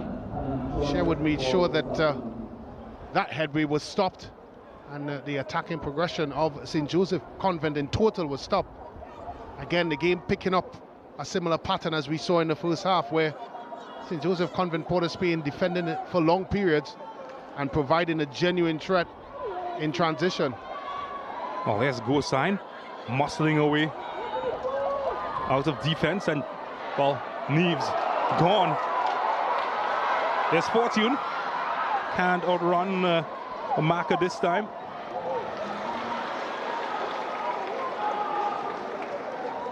It's gone a lot deeper. Goal sign as she plays this throw into her sister. Oh, I'm not even sure I can do that move. It's one a corner.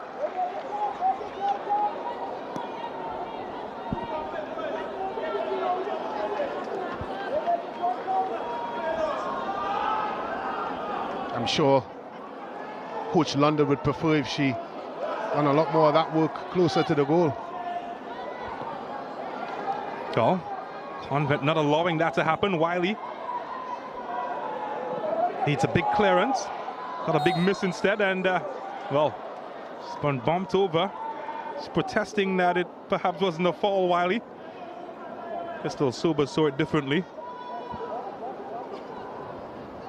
Yeah, I just thought that it was two players, and the ball was there to be had for Wiley, and I think that's why she's asking the question. And more importantly, she got to the ball first.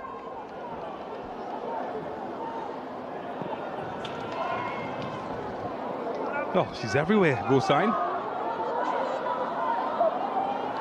It's well intercepted. Convent, and there's Natalia.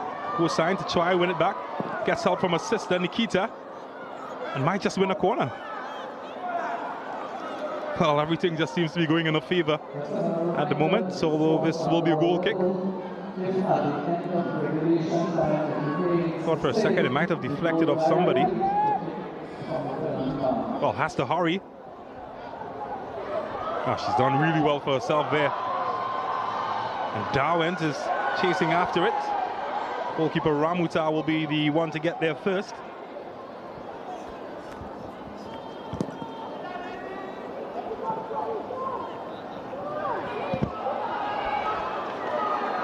Well, I'm not sure she was challenged when she went down. Never a good sign, but play continues. It's not the first time we've seen her down. Might just have ruled the ankle. Well, she got a little bit of a nibble there by Darwent that wasn't called. As you have another look at it here, it's a good turn on her right.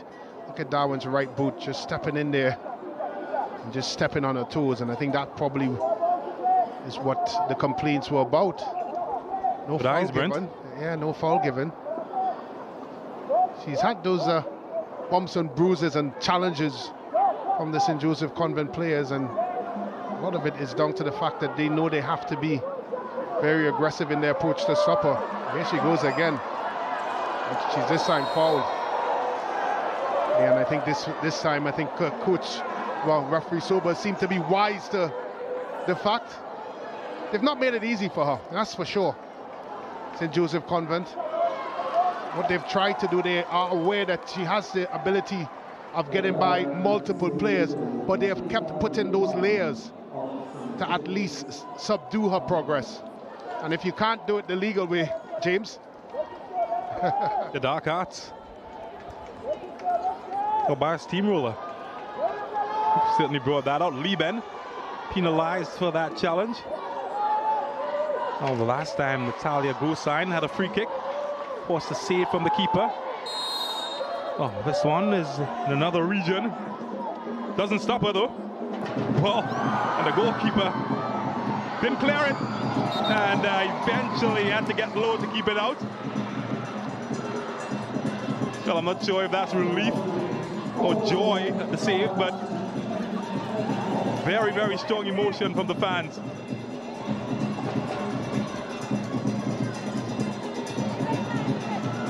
Oh, she's done well to keep that alive. Gosign. Looking for room. Looking for the top corner. Almost got it.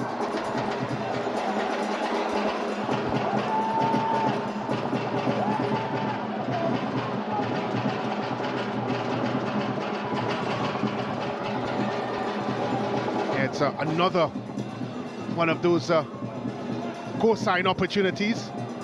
Tell you what, James, you just know it's coming. And as a player out there for St. Joseph Convent, it is even probably more frustrating that 9 times out of 10 you can't stop it. Yeah, it's the indomitable force that you just know that it's almost impossible to stop, and you've been asked to stop it. Reminds me of the soldiers in D-Day. Oh, they'll try again. It's Gosign. Oh, this time they managed to get it away from her.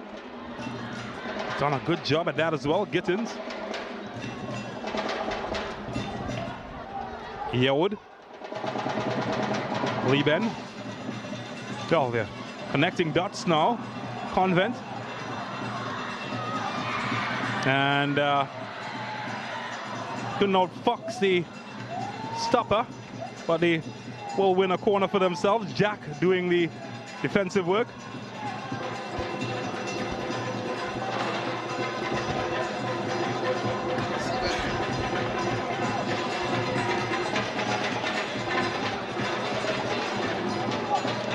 But it's still all squared.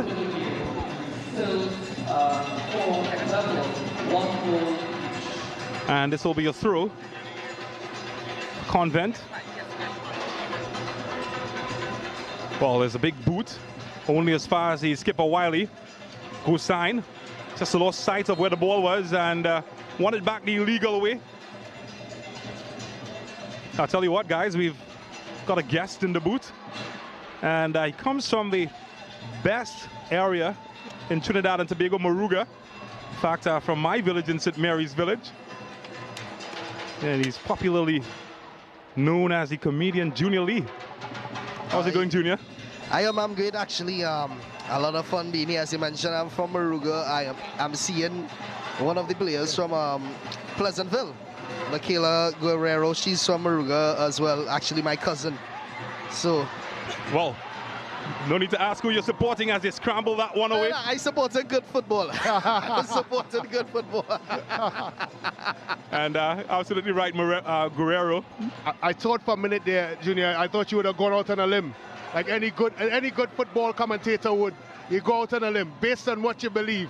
I believe football win today. I believe football will win today. Talk about going with your gut. But you'd have to say, coming here, and of course, in this kind of atmosphere, seeing all these young persons, excitement on the field, excitement off the field, it must be impressive in what has happened in terms of the SSFL and, of course, the support Coca-Cola has given this tournament. For sure, it brings back a lot of memories from my days of being a bench boy. In the ethical days. But as you say, the excitement is on the field as well as off the field. Anyway, it's at the Atabolan Stadium right now. You're going to feel some level of excitement. Look at this right here. Well, I've seen you've had a couple. This might be a chance here for St. Joseph, but I've seen you had a couple appearances with the national senior team. almost made it to the team on a couple of times. I realize the fight him along on the team. You've got to specify appearances, though. Appearances at training sessions. I mean, it does that count? I made it right by which one the subs and right behind the which one the subs is me. I just be right there, but it doesn't put more on. Well, I was wondering your progression from behind the bench. Have you been able to establish yourself ahead of the bench on the field? Because I know there's steps to the thing. Yeah, well, I tried calling the new coach. He's not answering me. He is not answering me. He's got to be a friend of Brent Sancho then. So I don't know if you can call him and talk to him. Listen, as a good brethren, I put in a call for you. I like that. I might not come and play on this TV. Oh, good luck getting Brent to answer his phone firstly. Now, man, I don't make sure for Junior that he get on the pitch. Of course, look at this. I would say Pleasantville actually defending quite well today. Yeah, they have, and I think when you look at what they've done, Pleasantville, and James made a point when we started on air that this team, Pleasantville, hasn't lost a game post-COVID. Oh, really? Yeah, so they've been that dominant in girls football at the secondary school level. And when you look at the ages of most of these girls, 15, 14 for Pleasantville, it's a hell of a feat. Yeah, I didn't even know they're undefeated. Yeah, wow. Yeah, it's a really special run they've been on. And it comes from a school with a lot of pride when it comes to their women's program. So you have to give them credit. Of course, our good friend Brian London is the coach, known as an ex-tempo champion throughout Trinidad and Tobago, but he's showing other skill sets. Clearly. Coaching department. I'll go and check Brian. Oh, yes, Philip in the area, and a big boot away to go sign. Now, what school did you attend, Junior? Azure Boys College, and then I went on to Caprichima East for Form 6. Oh, that's two schools that are kind of known for the Big Five in Central. Well, Azure in 1 year. I remember that, scoring 8 goals against Azure back in my time. Oh, gosh, I don't know if you were anywhere wrong. James, why you had to bring up that? I remember experiencing that from Caprichima. While I was going to Azure Boys, we played against Caps, and Caps scored about 11 or no. I saw the keeper walking off the keeper walk off the field and got a beverage and walk back on while the game was going on. So I know about them kind of thing. Might as well. I don't think I've ever seen that one. I've seen a lot of goals scored, but a keeper leaving the field. Yeah, let's walk off and get a beverage, a Coke and walk back on. Well, it's still level as we approach the hour mark. Of course, we've got local comedian Junior Lee with us. Coca-Cola Girls Intercall semi-final. You ever played football, Junior? Apart from your stint on the sidelines at the national, looking at the national team? I had a little stint here and there, and then I had an injury. And it really stunned my chances of getting a scholarship. But if it wasn't for that injury, I probably would have been in Europe playing at this point. Tackled by skill. Well, Ted seemed to come off the shoulder of Jack. Ted have a substitute coming on for Convent. Scarlett Cole is the play on. It's Pleasantville trying to get it away. Well, Junior, you have to put you on the spot here. Which team do you support? Be careful, because James is very passionate about the team he supports, whether it be Premiership in Europe. Who's your team? I'll put you on the spot here. But you know how Trinidad's passionate about the teams. I would like to say Defence Force FC. And sadly enough, Arsenal. Oh boy. Yeah, sadly enough. James was just waiting. I love how he prefaced that. He prefaced that by saying sadly. Yeah, sadly Arsenal, boy. Well, it seems it's not January yet, but they, at the moment, seem to be heading in the right direction. You know how they do it. They build us up. They always build us up and just drop us to the ground.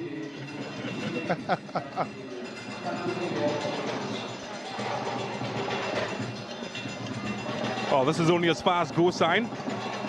It's been a bit silent in recent moments. Go sign. Won by her sister, Natalia. Well, wow. The old dark arts combination. combining to stop her progress. Proper sportswomanship there, though. Yeah. We've seen that for most of the afternoon between the two sets of girls.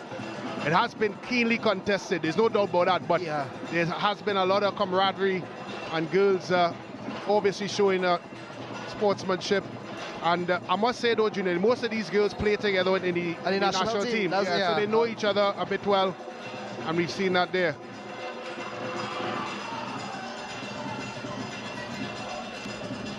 St. Joseph Convent in particular have 6 national team players on their squad. And of course, Pleasantville have an equal amount. Yeah. Not to mention my cousin, Michaela Guerrero, who's on the national team. That's Swain Anthony's daughter, isn't it? No, that's Roger's daughter. That's Swain's niece. Swain Anthony, of course, a former player, so runs in the family. Yeah. I didn't get it, though. Unfortunately. It stopped short when it came in your direction. Yeah. No pun intended. I can real cheer, though. Let's go, people.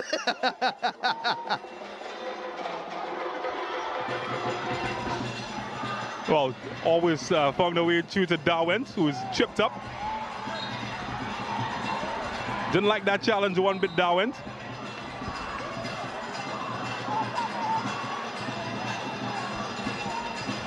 Well, the team's now going for a water break, Junior Lee. Of course, we have viewers on the different platforms listening, tuning in. They heard your support towards Defence Force and, of course, to Arsenal as well, but we wouldn't hold that against you. Not a little bit. But we have a big boys game to come up afterwards, of course, in Benedict against Fatima College. Yeah, that's a big game. That will be a huge game. St. Benedict's undefeated so far in the season, and a Fatima College that has been resurgent. And of course, they are also have been the presentation won last year, Fatima winning the year before that. Yeah. So St. Benedict's hungry for this Coca-Cola Intercol. Any favorites in our fixture?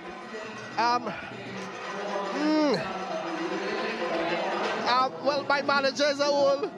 I think what's with the Fatima? But I am a South man. Careful now. I don't like this question. I don't like this question. You rearrange it. I'll let you rearrange the question. You come again. Go with your gut feeling. Go with your gut and rearrange you see, at the Coca-Cola Intercol finals, it's all about football. Fine, yeah. It's all about sportsmanship. Right now we are the SportsMax water break. And they are doing well. They are really doing. Look at this Fatima boy here. Oh, there we go. There we go. He's waiting patiently for your answer. Oh, no, it's St. Anthony's. They didn't make it this time around. No, they didn't. They didn't make it this time around. But I realizing Fatima is using some scare tactics in the corner there. By this rigorous warm-up. Meanwhile, St. Benedict's, they are talking. They are talking to their coach. So, who are you going to choose, Brett? Boy, that's a tough one.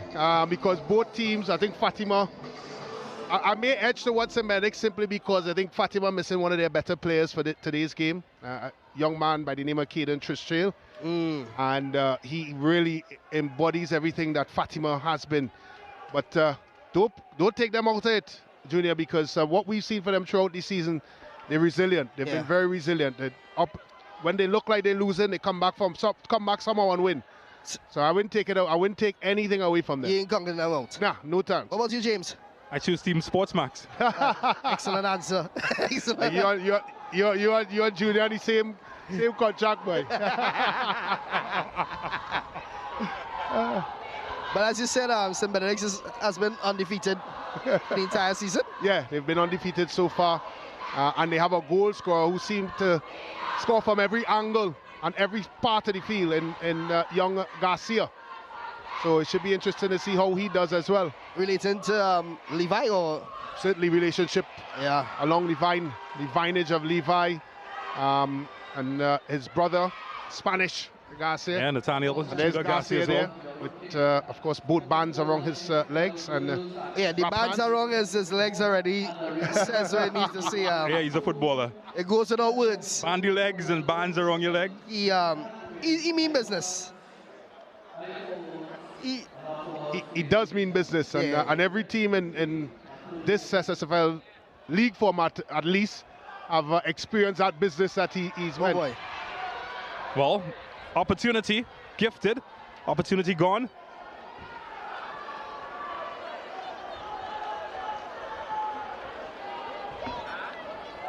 Now, what words would you say to fellow Arsenal fans who are listening to this broadcast, and you're in a good position so far? It's not January just yet. You know, January always chips you up, but what would you say to fellow Arsenal fans? We have the best temperament, the best patience. Hold strong. You know you're going to get hurt in a few, but we move on and we continue to strive every season.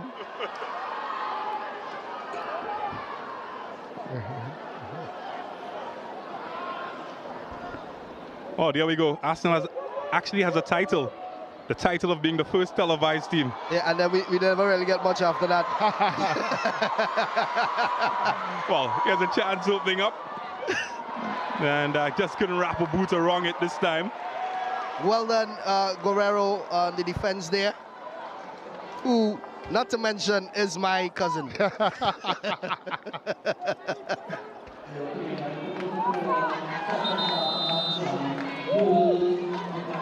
Oh, what I will say though, the spirit of the Convent team seems to be very, very, very up, because they are actually chanting in front of us here right now. Nice spirit, nice spirit. Well, Jada Wilson is the player coming in, and she replaces Cyan Rigord.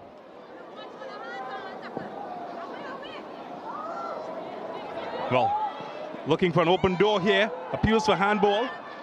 Just came off the body of the Pleasantville player. And they will come forward.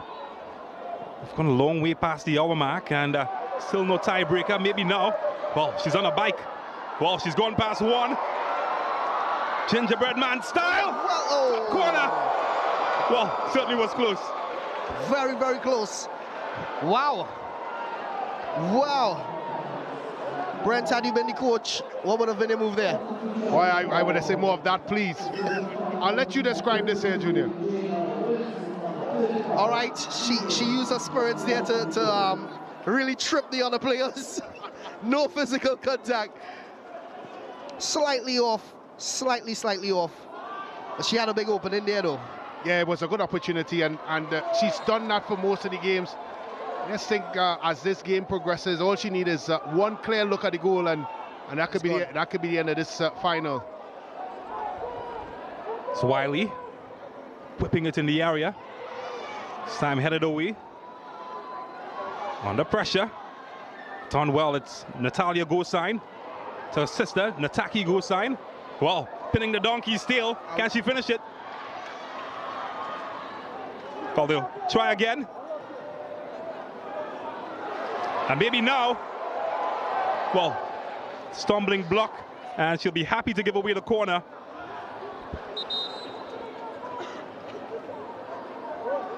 Well done on the defense by Convent. Well, they work hard, and as you rightfully said, the endeavor they've showed throughout this match, St. Joseph Convent, they fought hard. This was never going to be an easy fixture for them, especially against a Pleasantville team that has been so dominant, not just this year, but for all the years that they've been dominant. They've stood up well, because coming into this game, Junior and James, you know, it's hard to see where and how they could have won it, but they're still in it. It's 1-1, and, you know, as we close in minutes. Well, goal sign. Couldn't bring it under a spell. And good win for Convent, but it will be a throw. Well, Ramlogan is the player that has just come in. Daniela Ramlogan. Oh, this is anywhere will do for Convent. Oh, they're still giving it a go though. Couldn't keep it in, the substitute. She's really worked hard since coming on. Yeah, she's made herself a presence up front for St. Joseph Convent. And that's what you want from a substitute, young Scarlett Cole. I tell you what, if you had asked me or asked James before this fixture whether or not we'd be 1-1 at this juncture, I know what James' answer would have been. By a steamroller. James, who you supporting? SportsMax. No, but at the start of the game. Moruga. My hometown, of course, didn't fare too well in the South Zone final against this Pleasantville team. Well, that's an understatement of the year. But I'll support Moruga wherever Moruga is.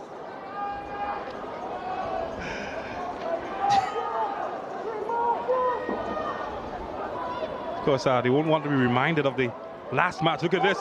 Maybe a memorable moment on the cards for Wiley. Oh, not this time. Came close though. Thought she had it there. Yeah, they seem to not have eyes on the target. Yeah, they have the play. They have the play, I would say. They have the play, but the finisher isn't quite there. She had time here, but was quickly closed down. I think here maybe she could have shifted the ball again to the right and maybe tried to pass it in. And once that angle was closed, it was always going to be difficult for... They're knocking on the door, guys. They're knocking on the door, Pleasantville. The question is, with a little bit under 10 minutes to go, will they enter that door that they're knocking on? That's the big question. 10 minutes is a lot of time, eh? I fully agree. I'll look it up in this 10 minutes here. Especially if you're making laps around this field. 1 minute is too long. Oh, that's a good challenge. That was my cousin. But Vero.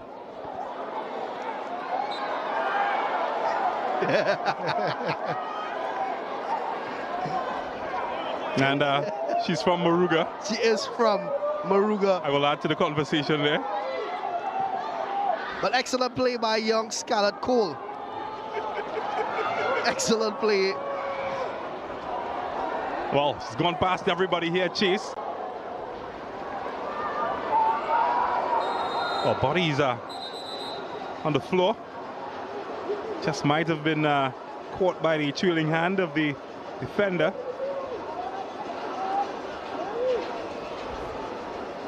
Tense moment for those in the stands as well. Yeah, just coming together of bodies here. Nothing malicious in it, just a competitive battle between the two teams. Unfortunately, there was a casualty. Of course, LeBen feeling the full brunt of that size 5 football.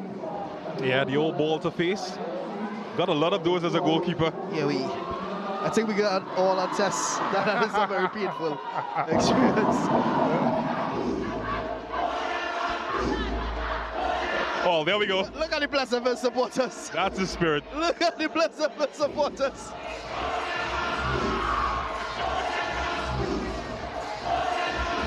Well, excuse me, guys. I'm going to join that posse. Oh, no. Look at Convent. Convent is ready as well. Don't feel Convent, just sit down there. Well, hoity-toity, my friend. A bit more stush version, though. No, sir.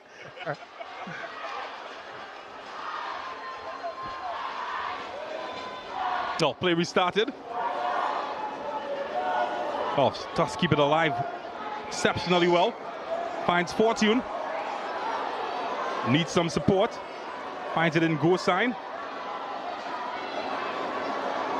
Well, it's got 2 to defend their territory, and they'll whip this inside the area.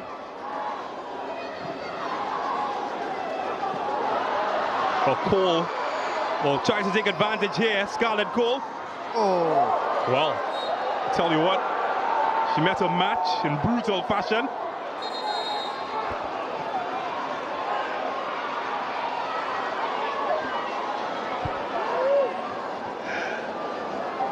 Well, I'm not sure. And I know if I said I'm not sure if that wasn't a foul, I know what James and Colin, I don't think Junior would join into such a that. They normally, Junior, test those sorts of tackles to me when I used to play, and you know, I wasn't that kind of player, you know, but... You wasn't that kind of player. We all know better. Brent to see us saying, excellent tackle, excellent tackle. Well done. Well done. And the survey says that was not the truth. Brent almost walked down and shook Ryan London's hand. So here's Darwin. And 2 Convent bodies down. At the same time? Yeah. Instant stuff. It's coming a bit of a battleground now. Is it coming down to under 5 minutes? If this game stays at 1 apiece, at the end of it, they go directly to penalty kicks or kicks from the penalty mark. Well, Hudson Charles, former Defence Force and TNT legend, will lead the sidelines for Fatima College, who come up next. Who wants it more? Keeler. Yearwood long up the field. And they will battle for this. And again, 2 players down. It's a recurring theme now.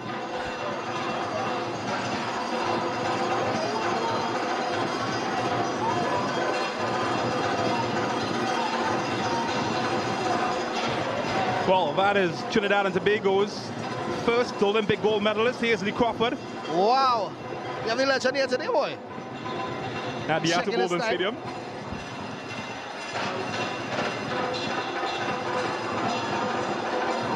No, he's certainly enjoying all of the vibes. Indeed. Were you alive when Lee Crawford won that gold medal? Any thoughts of my grandparents? Mine? They would have hoped that they had a grandchild like me. So, in spirit, I probably was.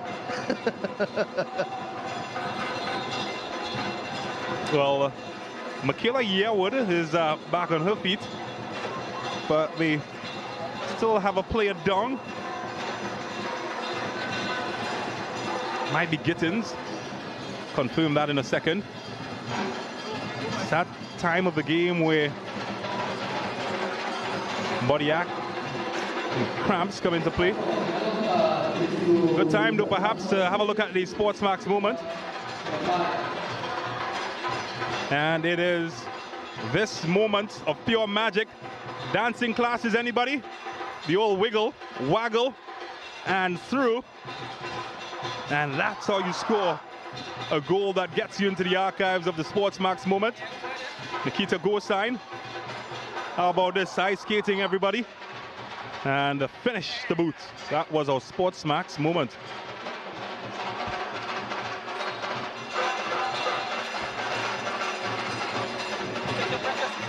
So, play about to be restarted. He's recovered. Looking forward to something spectacular here.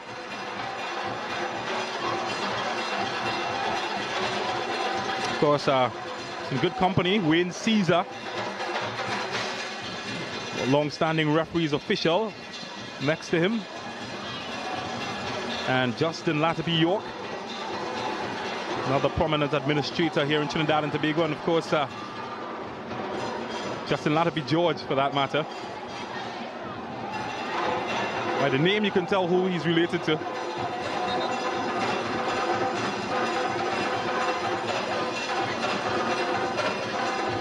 Clock winding down. It was her goal that put the Convent girls ahead before goal sign equalized. James, I think we can say this one is going to go to penalties for sure. For sure, for sure. What would you be saying to the girls if you were on the sidelines right now? Stop falling. Joking, I'm joking. Continue playing great football, man.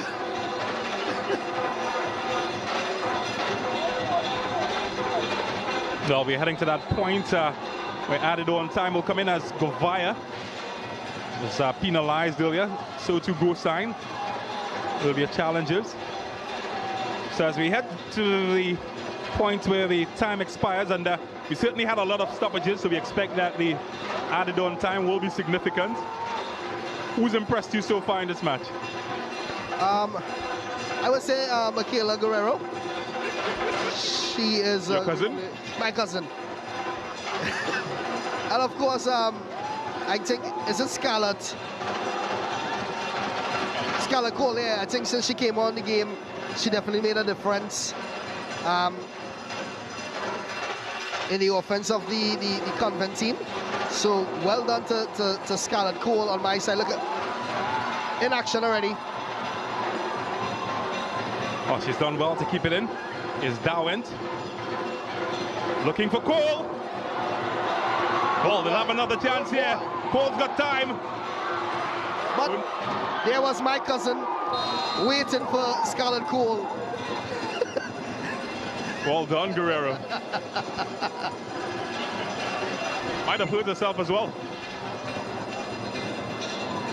So 5 minutes of added on time is what will be left. And Junior Lee's cousin, Guerrero, in the meantime, needs some help.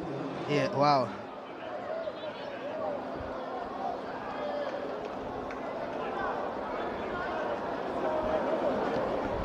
Just stomping on the toes there. Ah, you saw it there? Reminded me of the days of playing street football back in Moruga.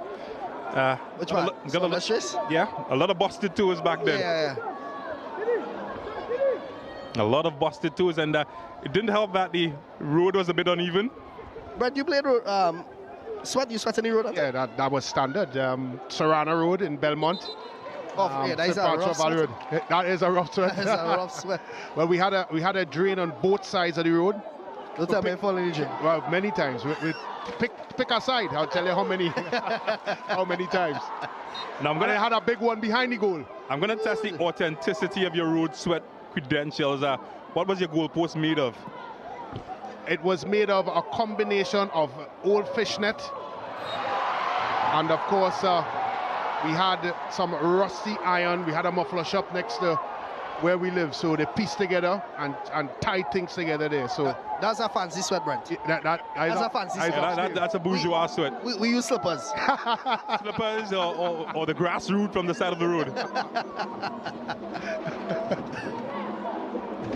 Brent, by the way, has Moruga heritage. Oh, for real? American descent. All right, nice. Yes. You know who has American descent as well? Who is of American descent? Guerrero? Yes. Your cousin. My cousin.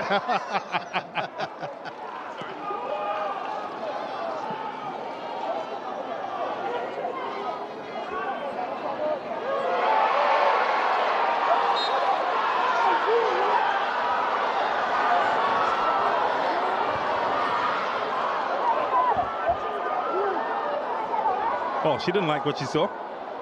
Yeah, she wants. She's peeved right now.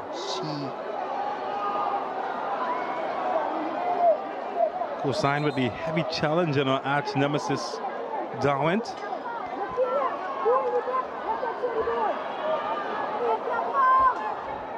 Well, certainly, you know, those two have to factor in the play of the match conversation as well. Nikita Gusain and, of course, Dowent. I'll probably throw another name in the hat in Michaela Yewood, the St. Joseph Convent, if they go on to win. Oh, well, there we go. Right on cue. Oh, this is promising. And that's good hands.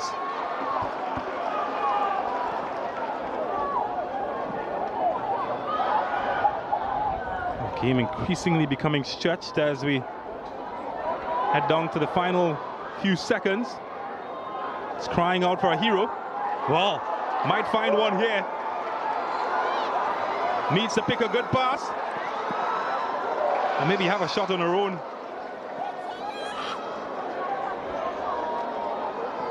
And it's good defending in the end. This time from Dowent. Caitlin Dowent, I think what's impressive about her, Brent, is she's operated on both sides of the field, both defensively and offensively. We've seen work from her.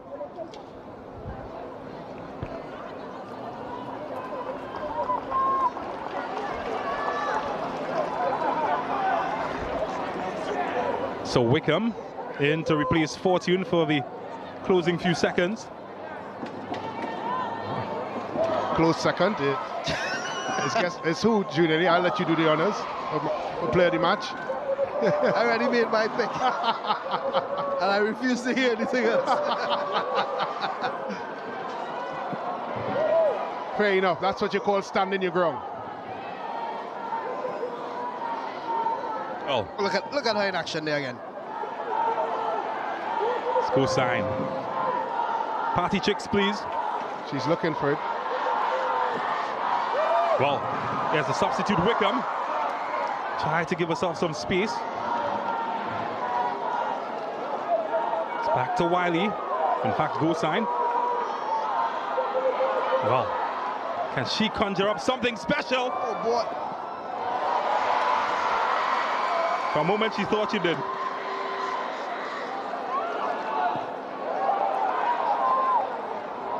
Heading down to that moment where the luck of the draw might decide a winner. It's Pleasantville. And they will settle for a free kick, perhaps the last roll of the dice.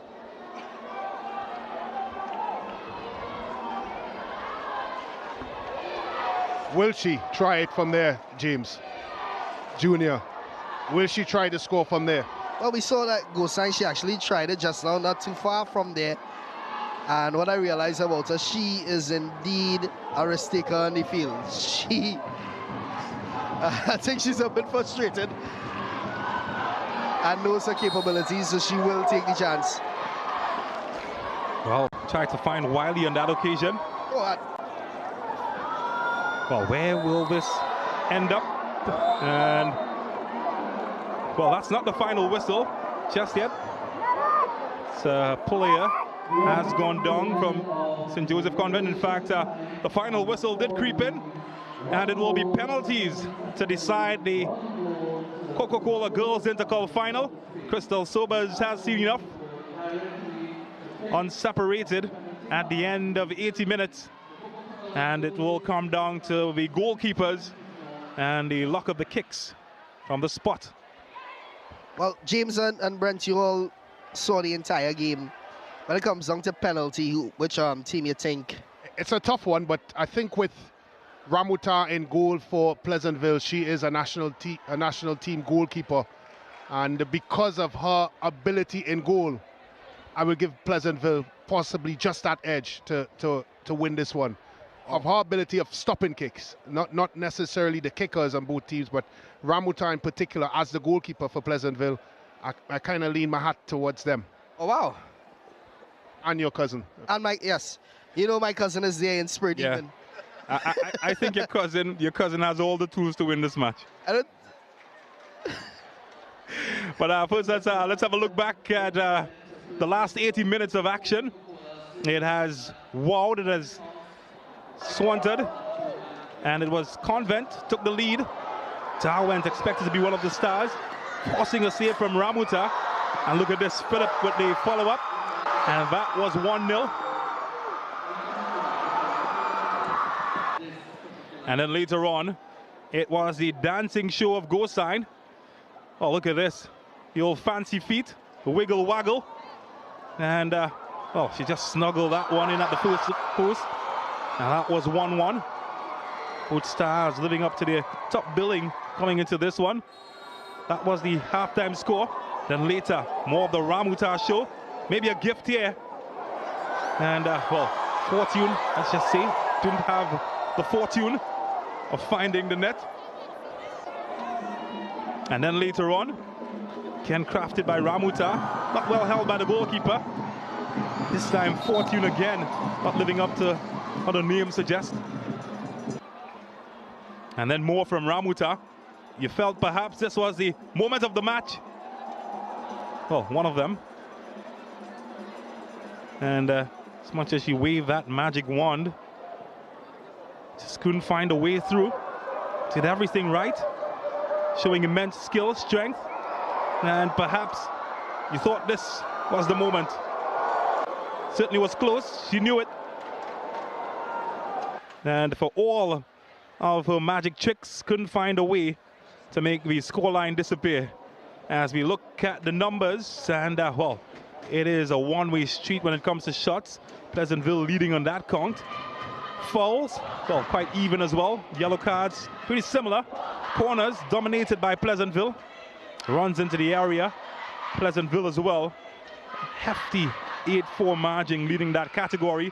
But the most important statistic was the scoreline, and that remains level after 80 minutes. It means that penalties will be the call to decide this match.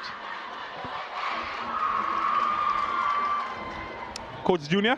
I think for playing the match, I have to give a cousin second. After reviewing, now go sang after taking boy. Go sang. That she's amazing. She's amazing. Well, a word offered up for some divine inspiration. I hope my cousin in here will just say. I truly hope. We won't tell her. I appreciate that. And Nikita Goosine, a lot still resting on a 15-year-old shoulder. Well, James, as the only one that has spent time in between the six as a goalkeeper, James in his past life was a goalkeeper, Junior. What are some of the signs you look for in a penalty taker that would give you a bit of a direction as to where you think the ball would go? What do you look for? So two things I look for. Most always take a look at the corner that they're going in before they approach the ball. Usually look to see the corner they want. And then, of course, look at the biomechanics of a player in their run-up as well. An open run-up suggests that perhaps they might open their body. Closed run-up suggesting perhaps down the center or driving it across the goalkeeper as well. So two signs here I looked forward to. Couldn't get a better explanation than that, Julia. Wait. Yeah, I learned something there because I thought it could go anyway. It was a lottery, you thought? Yeah, it's a lottery. I didn't have a science behind it. It was a ticket, and maybe T and Devonish can give some of those. And, well, Ramuta looks quite confident. I always feel as well, it's always advantage to goalkeepers at penalty shootout. You might argue it's a big goal, 11 yards, advantage to the kicker, but I feel that the person least under pressure in a penalty shootout more times than not is the goalkeeper. I'd agree with that. I could see a lot of sense in that. I think as the sport has evolved, goalkeepers have become more sophisticated in saving penalties, and of course you add the nerves for a kicker. I mean, for these young girls here in front of this big crowd, this is the hardest thing they would probably have ever done in their lives. Yeah, boy. I'll tell you who's under pressure. Scarlett Cole.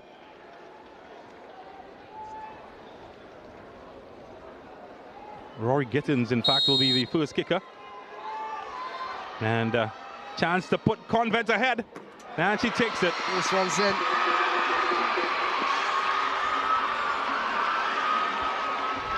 Like I said, maybe a person under the pressure. She certainly didn't look like pressure. She didn't even celebrate. She just ran back. Well, she was well composed. Yeah. She had one thing in her head, and that is always a good thing as a kicker. When you talk about the ingredients of a good penalty kick, that is a major part of it. Having one corner picked out in your mind, and of course strike the ball as cleanly and as accurately as you can to that side that you've decided. 9 times out of 10, if you change in between your run-up, that's when things can go wrong. So it will be Nathalia Goosine to take her team's first kick against Dolland. Well done. Nobody's getting there. Nobody lives there. Well done.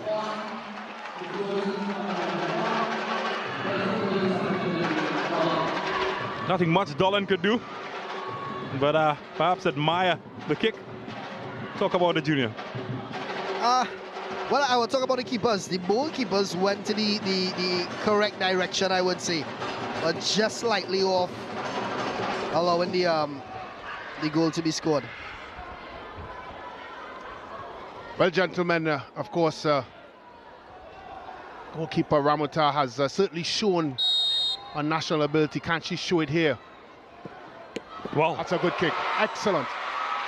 Well done. Found the target. Then the Convent retake the advantage. Tasha St. Louis. Well, as cool as you'd like. More ways than one. Yeah, it's a very well-placed kick there by.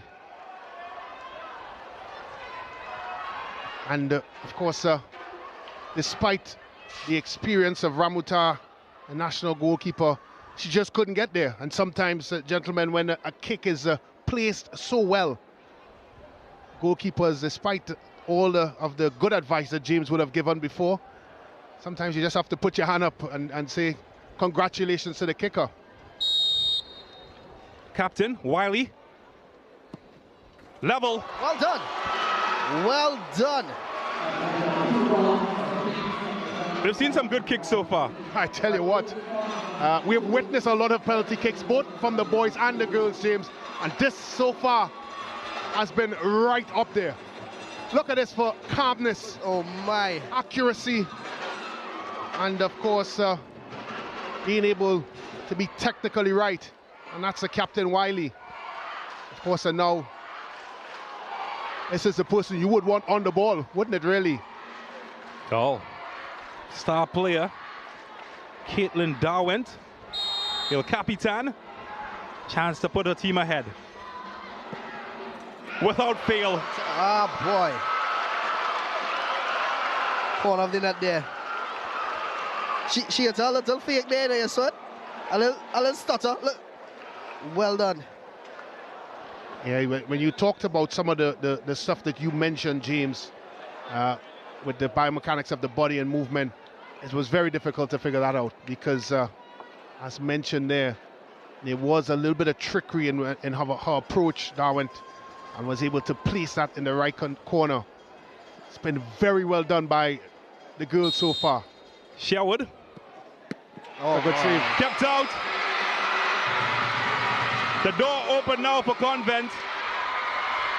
Sherwood unable to find a way past Dolland. Look at the celebration already started in the stands there. The Convent supporters are up. Oh, speaking of that biomechanic, Brent, telegraphed early.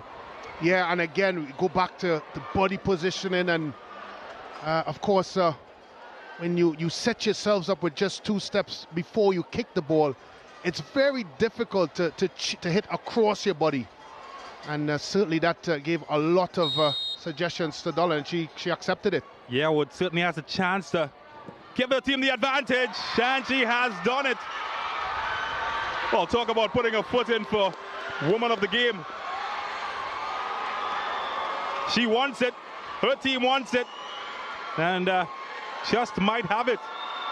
And the sentiments of Brent there is living on. A good kick is a good kick. Sometimes as a keeper, you just have to put your hands up and congratulate. And, yeah, Ramutar just couldn't get to that one. It was so well placed. And for those who are witnessing this live and, of course, on the various platforms, this is an excellent exhibition by these girls here in a national arena, in a national setting. Well, still a chance perhaps to be player of the match. Nikita Gostein, if she can keep her team alive. Wow. Well, talk about exhibition. I don't think there are many male kickers who would have stopped that.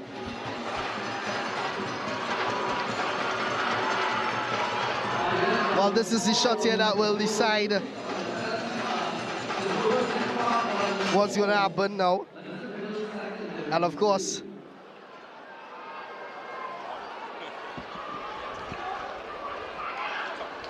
what do you feel, Brent?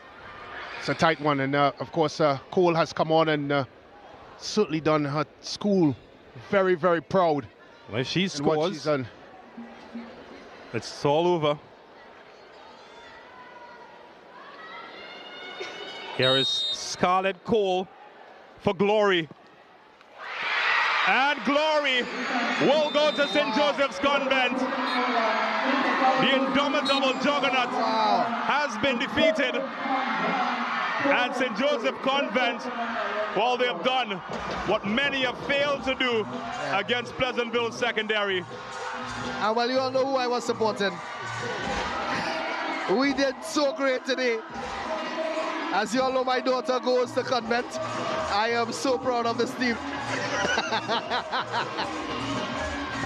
Well, thank you so much, Junior Lee. Scarlett Cole, the substitute, has set the Atterbolden Stadium into pandemonium.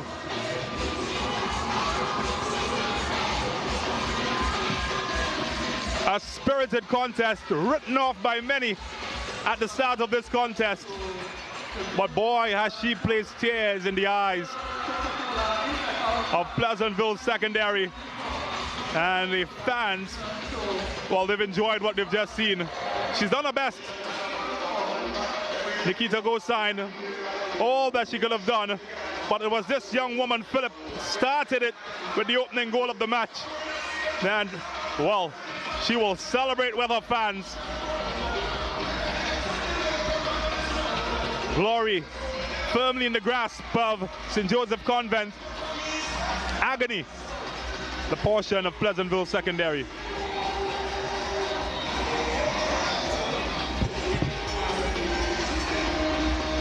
All the soca music underscoring the celebration. We've just witnessed a phenomenal finish to this girls' Coca-Cola Intercall Finals.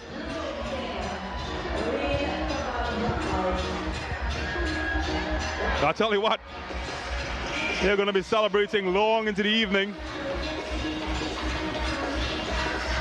And the player of the match will be one of those celebrating. She's standing by with Hansi Veens. Well, we're joined by Scarlett Cole. Congratulations, you are player of the match. How does it feel? It feels absolutely amazing. You know, we worked really hard for this. I've been out for the season. This is my first match back after the injury I had, and I just feel absolutely amazing right now.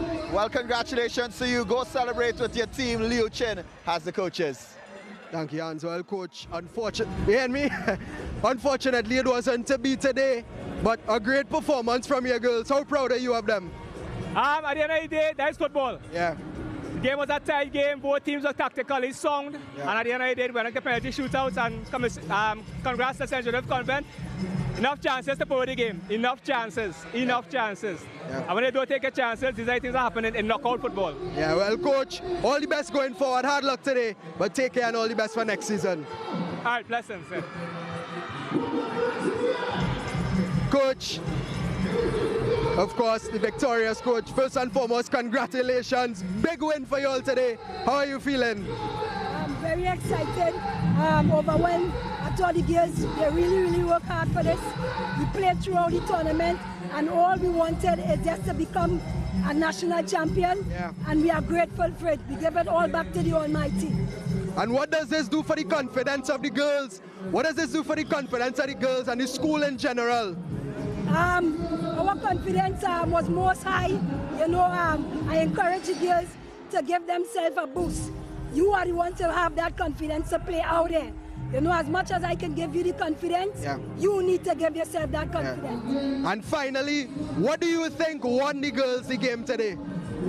I didn't quite hear what you said. I said, what do you think was the factor that won the girls the game today? I thought everybody first. You know, we fought hard and everybody was accountable and gave something and bring something to the table. We really appreciate it. These girls fought really hard for it. Congratulations again, coach. All the best. Thank you too. Well, there you have it. The Coca-Cola Intercall Girls Champions this year around. St. Joseph's Convent, they continue the celebrations. When we come back, the boys do battle. St. Benedict's College versus Fatima College. We come back around with more action here at the Atterbolden Stadium.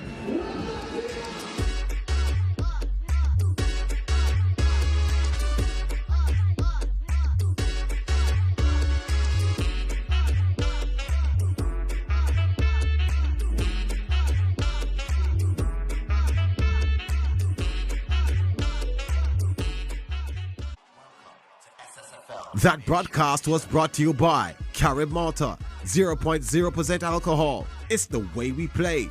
And First Citizen Foundation, building strong communities through sport. Make your passion your profession. Take advantage of innovative training programs and services from the Heart NSTA Trust. We provide skills, literacy and numeracy training, job placement and recruitment services, entrepreneurship grant funding, and business development services. Whether you are an entrepreneur or you require training, we are here to assist you in elevating your personal and professional standing. Choose Heart and let's take you to the next level. Be smart. Choose Heart. Call 876-99-HEART. That's 876-994-3278 today. You gave us the inspiration to be first. We gave you the solutions that put you first. You trusted us with your vision. We paved the way with innovation. You walked with us side by side, and we continued to serve you with pride. First Citizens is proud of everything we've achieved together. We made dreams a reality, shaped success stories, and painted brighter futures. And together, we'll accomplish so much more. First Citizens, we put you first.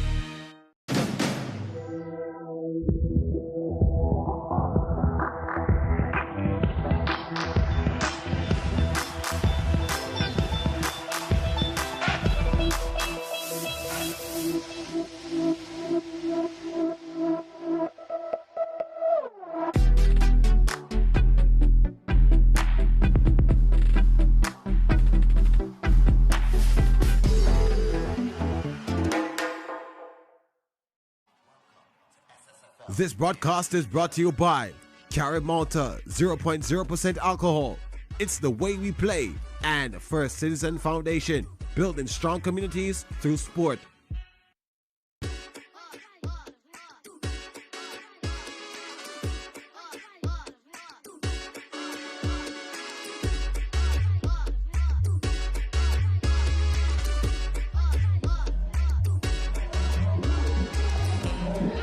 After witnessing an incredible girls' final, it's time for the grand finale, the boys' national intercol final. Today, two powerhouses collide in a clash that promises passion, intensity, and pure football magic. It all comes down to this one. On one side, the mighty St. Benedict's College, the Premiership champions and undefeated kings of the South Zone. This is a team built on precision, power, and an unwavering hunger for victory. And the other, Fatima College, the pride of the North Zone. They fought through the challenges of this intercall season with resilience and flair, proving they have the skill and determination to stand toe-to-toe with the best of the best. This isn't just about the trophy, it's about legacy.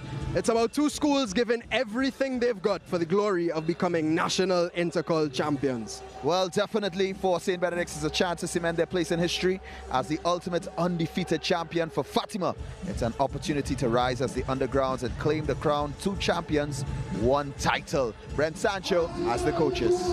Coach, obviously big day for Fatima College. How has preparations been? Preparation have been going good, you know. I mean, the guys just eager to come out to play today. No kid in Tristrail. What are the keys to the game for Fatima College? I think putting me over chances. Certainly so. Well said, Coach. All the best in the game. Thank you. Of course. Coach Boyce, a big stage here. A trophy that has eliminated you, of course, seen away from your grasp for the last 2 years. A chance to win it here. How has preparations been? Preparation was great. The energy was up. The boys are eager. The belief is there. Now it's just to go and apply and see how it goes with it. Keys to the game for St. Benedict's to win? Score goal, defend well. Simple as it is. All the best in the game, Coach. Thanks. Score goals, defend well, St. Benedict's College strategy. Now, Brent Sancho, Liu Chin, this is it. This is the big one. Caden Trestrill out. The boys of Fatima College still looking to go for it. Darrell Garcia and St. Benedict's College hungry for that win and for another title. What can we expect today? Well, big final, huge final, two of the most dominant teams in school football in the post-COVID era. And I think there are two teams that are gunning for this title. As you said, St. Benedict's will be wanting to win it. Fatima College didn't even reach these stages last season, so they have something to prove themselves. Well, I think very similar to the girls' game, we will see a contrast in styles. Yeah. Of course, St. Benedict's College very direct, and that is because they have a young man of the name of Adera Zoom Zoom Garcia up front, who is clinical when he get in 1v1, 1v2, 1v3, 1v4 situations. He is that good. He can score those goals. And Fatima College a bit more pragmatic in their approach. They have the guile, they have the understanding. But again, I go back to what I said from the start of this program. No Caden Tristrell. He is the brain box for Fatima College. He makes them tick. Can they survive without him? Can Correa come up? Can Shaves, etc.? That is what we're going to see. Well, listen, you've been able to keep up with all the action all season on the SportsMax app. Download it today if you haven't. And if you have, well, you know it's time to log in and be part of the conversation. When we come back around, St. Benedict's College versus Fatima College, the Coca-Cola Intercall Boys Final. When we come back at the Atabolan Stadium.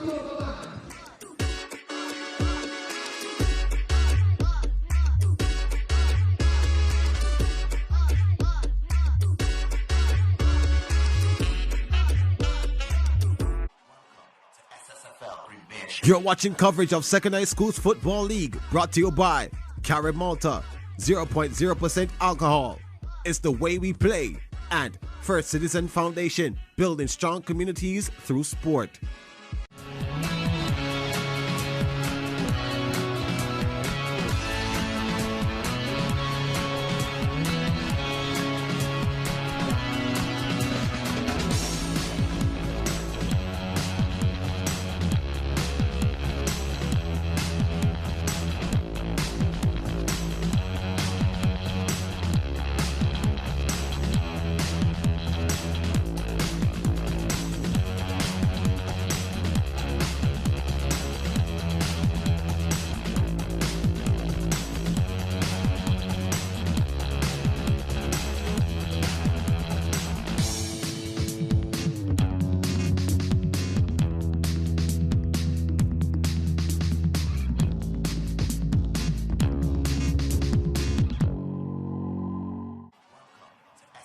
This broadcast is brought to you by Carib Malta, 0.0% alcohol. It's the way we play. And First Citizen Foundation, building strong communities through sport.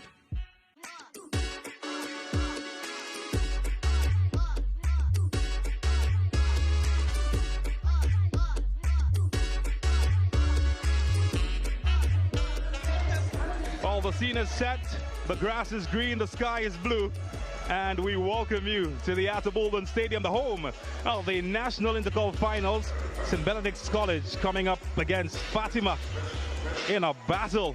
Well, that is sure to please for the next 90 minutes. Hello, everybody. James Saunders is my name. Brent Sancho alongside me. It is, well, the secondary school classico of sorts, as these two arch rivals come together. A sea of green representing the Laramean Lions, and I'm sure if you pan that camera anywhere to the other side, well, you'll see quite the opposite with Fatima College making the trek from Mucurapo. Large crowd on the inside to witness this one. Fatima College, well, they would have won this title just over a season ago. St. Benedict's College losing out to Fatima.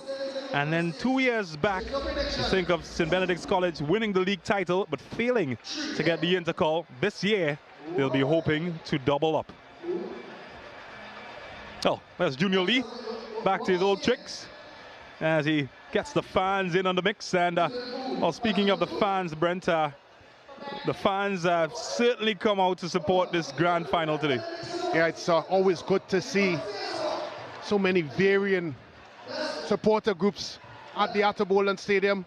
Of course, St. Joseph Convent, Port of Spain, they had a huge traveling contingent coming from North Trinidad, and Fatima College, very similar. It's been a north-south battle for this afternoon. North winning the first incarnation of it, with St. Joseph Convent taking that from kicks from the penalty spot. And of course now Fatima College comes up against a St. Benedict's College that not necessarily has been in their blistering best. They would have eked past on a penalty shootout win against Signal Hill. And they also had their struggles against Naparima College, who for large parts of that game, James, showed a lot of impetus and probably would suggest that they're a bit unfortunate. But that young man there in your screen, Caden Tristrail, missing from the Fatima College lineup is a big, big miss for them. Of course, there is talent within this Fatima squad. And one word I normally use to describe them is they have certainly shown the ability to work and do the right things despite that one word I'm going to mention, adversity. In the situations they've had players out through injuries, players through suspensions. They have found a way to bring players in that don't only just replicate, James, what the player they're replacing does, but sometimes and in some cases do better. Oh, here's the cast everybody's been waiting for. The Golden Men against the men in blue and yellow. Appreciation all around for the hard work these boys have put in to get to the stage. This is where dreams are made reality. Well, Mariri Gonzalez, the president, will again lead a troop of officials out to meet the young stars.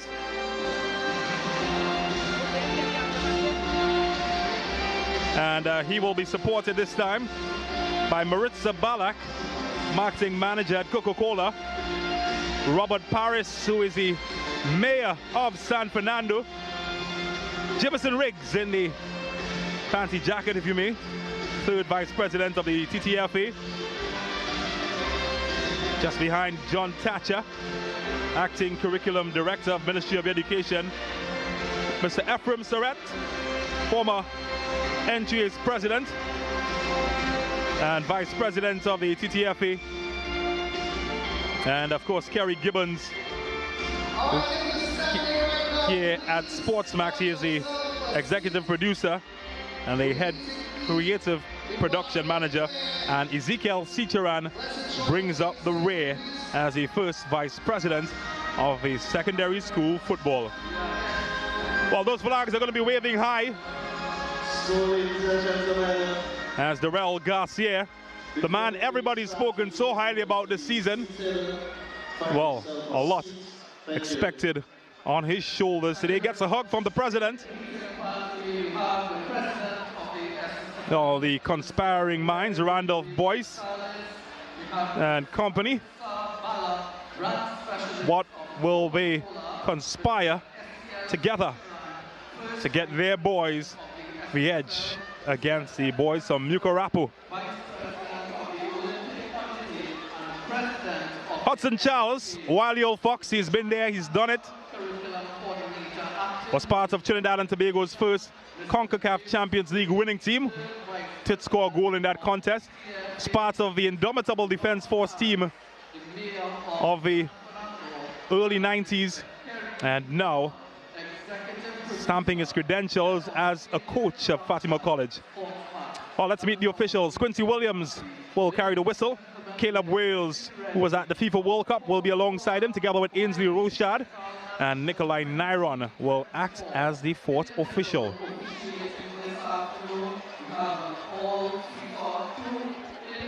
Well, how about the captains come together as we get some introductions? Steen Devonish, his penalty saves have been instrumental in getting St. Benedict's to this point. Adam Pear has been a cut above the rest in this team. Josiah Ocho, LaShawn Morris, packed with experience, and of course Darrell Garcia leading the line. Randolph Boyce is on the bench. Well, a very familiar formation for the boys from La Romaine, as they set up in the usual 4-3-3 formation. Trotman and Burke provide the with Pear the defensive shield for that back four. And of course, Captain Garcia, nicknamed Zoom Zoom, the leading goal scorer in this year's SSFL. And let's introduce you to Fatima College. Also another team packed with experience. Hospitalis, Atherton, Hadid, Koraya, Shaves have all been there. And, well, Shaves is back from a devastating leg injury. No kid in chest jail, but he will be expected to lead the line. Yeah, King and Hadid Carrera, that midfield trio will be instrumental if Fatima is to get any success here today. Back four led by Atherton has been very resolute in their approaches. Michael Shaves gets the start this time.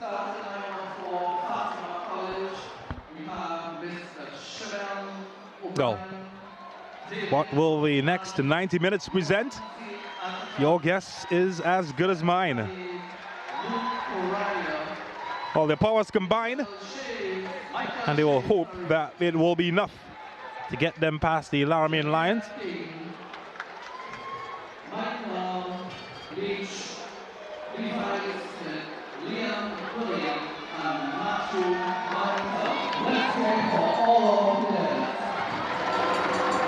Quincy Williams, one of the top FIFA officials here in Trinidad and Tobago.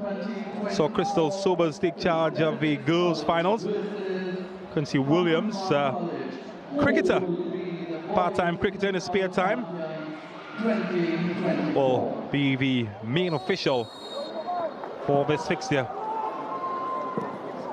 So it's kick-off here at the Outer Bolden Stadium. And already, St. Benedict's College feet to gas as they try to get the ball rolling, figuratively speaking, to Ethan Thrutman. Oh, this is long, and the big defensive boot will get it away. Adam Pear. He's been one of the standout players this season. Pear, younger cousin to Darrell Garcia.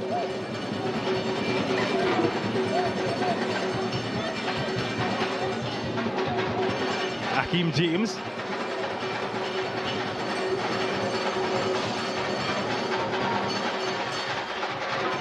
Well, Morris has made the run in behind, and excellent tackle, just takes it away from him.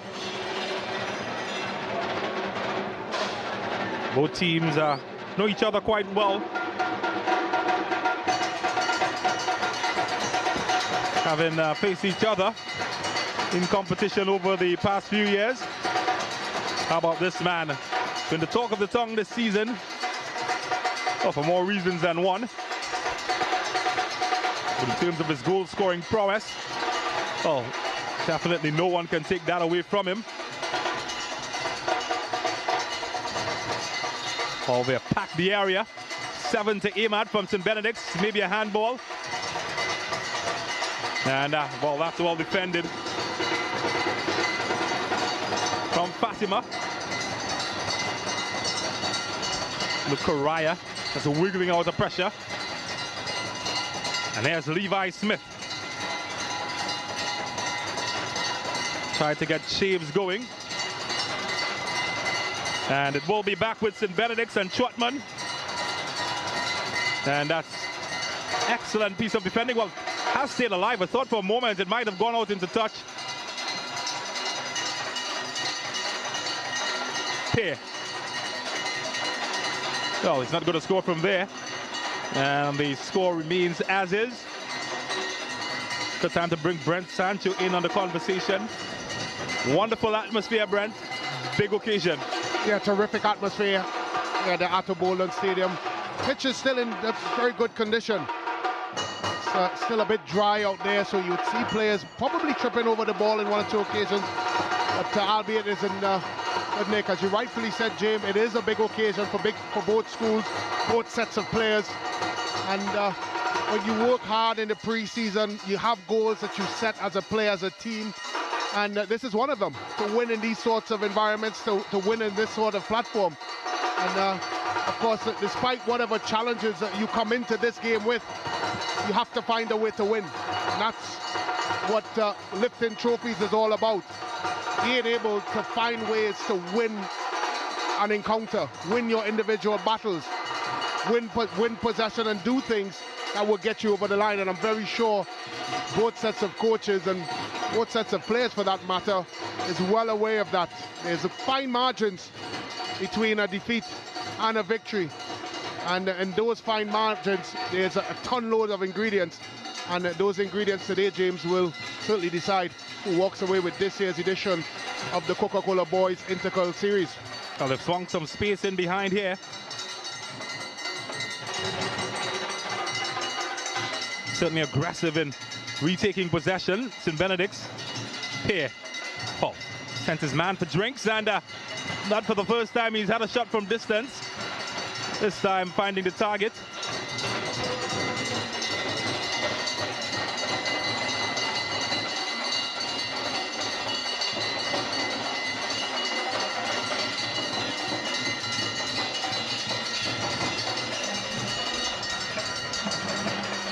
So, if anybody knows how to be cool under pressure, this man, Hudson Charles,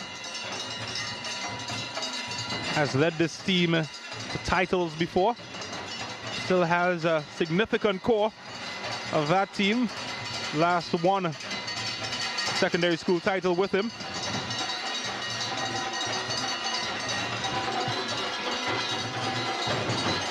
And then there's Randolph Boyce, national under-20 coach, and under his leadership, St. Benedict's College has certainly seen a resurgence to their winning ways last seen back in the 90s.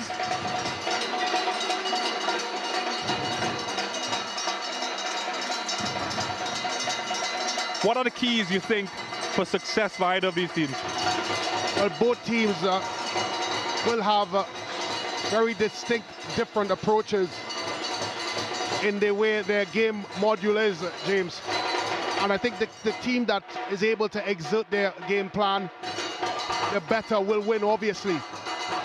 And if you get a bit deeper into it, St. Benedict's College, a team that is very direct, is whether or not they can find Garcia running into those spaces, those channels, and taking the defenders, Barrington and Arthurton, into those channels with him, and eventually getting them into 1v1 situations will win. And I think for Fatima College is how well they can do in the middle of the park. Can they keep their pragmatic approach? Can they keep, of course, the approach where they are ball dominant? And when they do get into the execution third, can they score goals? And I think that really is the key to the game for both teams.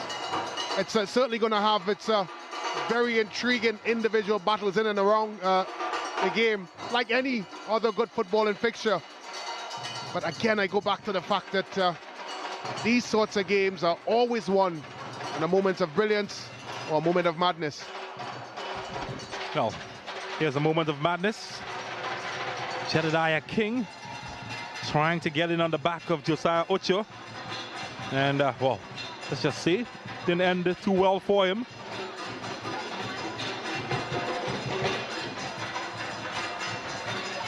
He's going to be back on his feet, though.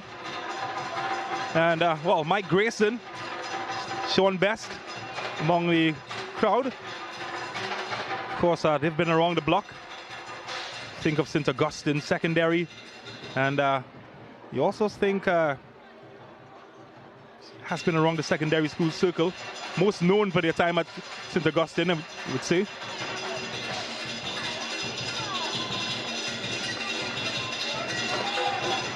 Oh, he's a big boy. Pick himself up and try again.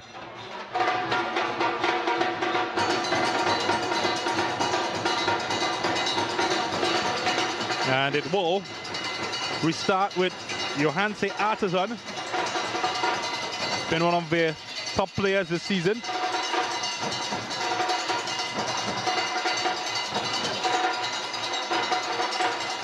Oh, thoughts of whipping this into the area. Away by Pierre. Figaro just running into traffic. Or King, for that matter, who's made his way back on the field.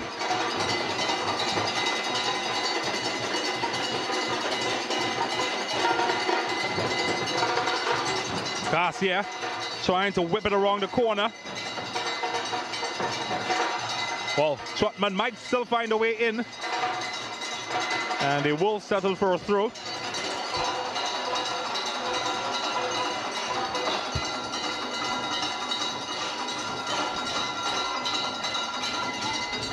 Well, the last time that St. Benedict's College won a title, that man on your screen, Josiah Ocho, is part of the lineup. So too Darrell Garcia. Did have the help of Tariq Lee, who was the player of the season that year. Nicholas Bobcom.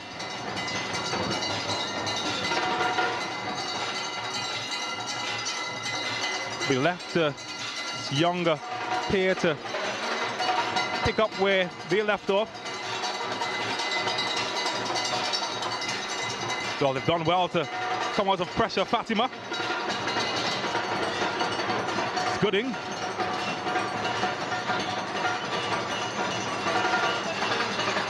Almost found a way through at the back door. Turn of St. Benedict's to LaShawn Morris.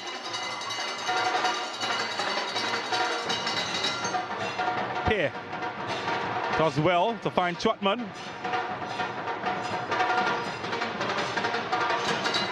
James decides to go all the way back to Tane Devonish. Tane Devonish as well. It's part of the last in Benedict team to win titles in this secondary school football. Shared the goalkeeping responsibility back then with Buckmeyer. Well, they found a way in, and they've got bodies pouring forward. And, well, chose the wrong option.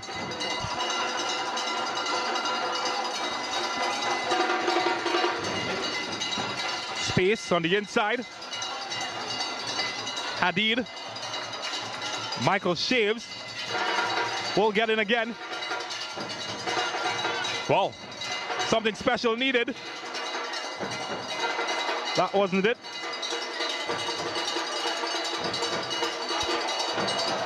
And Darrell Garcia for a second thought he might have snuck in. Maybe Patty McCann. Smith kept alive by Gooding. Shaves wants it. Shaves gets it. And touch just a bit too heavy.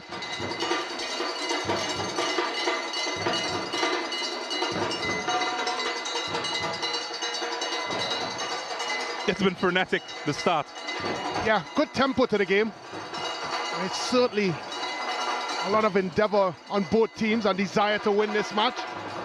Some real tense 1v1 battles. Here's another one here. This could be a goal. Can it? Well, I tell you what, to use a Brent Sancho expression, thought for a moment that might just nest in the top corner. Well, out of nothing really. Garcia just got a little bit of a space ahead of Barrington. Goalkeeper O'Brien unfortunately left his line and almost paid the dividends for it.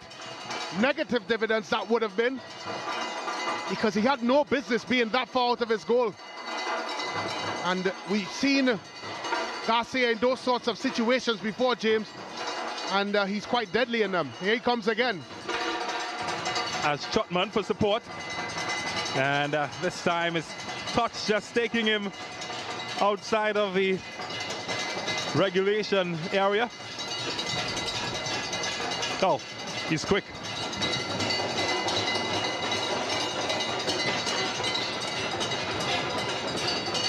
Gooding.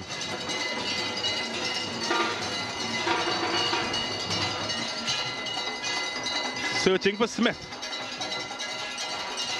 Well, lost possession to Adam Pear, who loses possession himself to Hadid, who had a prayerful moment. Wasn't answered that time. Yeah, not a bad effort at all by young Karai. A lot will rest on his shoulders this afternoon with no Caden Trisdale available. And certainly capable of handling the mantle. And here he is again on the ball. He certainly has his work cut out for him, because that man there in the middle pair for St. Benedict's College is a one-man wrecking show. Covers a lot of ground in the middle of the park, James. Oh, just lost his footing there.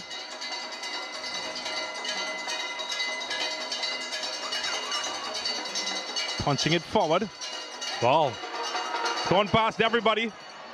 Not past the solid defensive boot of Akeem James. Now Crispin passing Fatima College to move the ball quite quickly. Shaves. Ocho.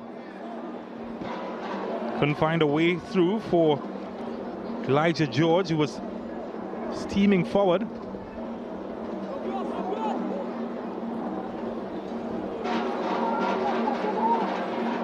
Well, the drums may have slowed down, but the tempo on the pitch certainly hasn't. Ocho. It's Garcia. He's got Trotman for company. And Trotman has a clear window to goal.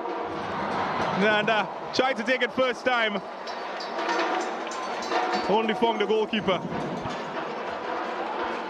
Yeah, first time Garcia getting free of his markers. A nice ball there to Trotman. Always a difficult angle. May have been better suited trying to cut it back for Garcia.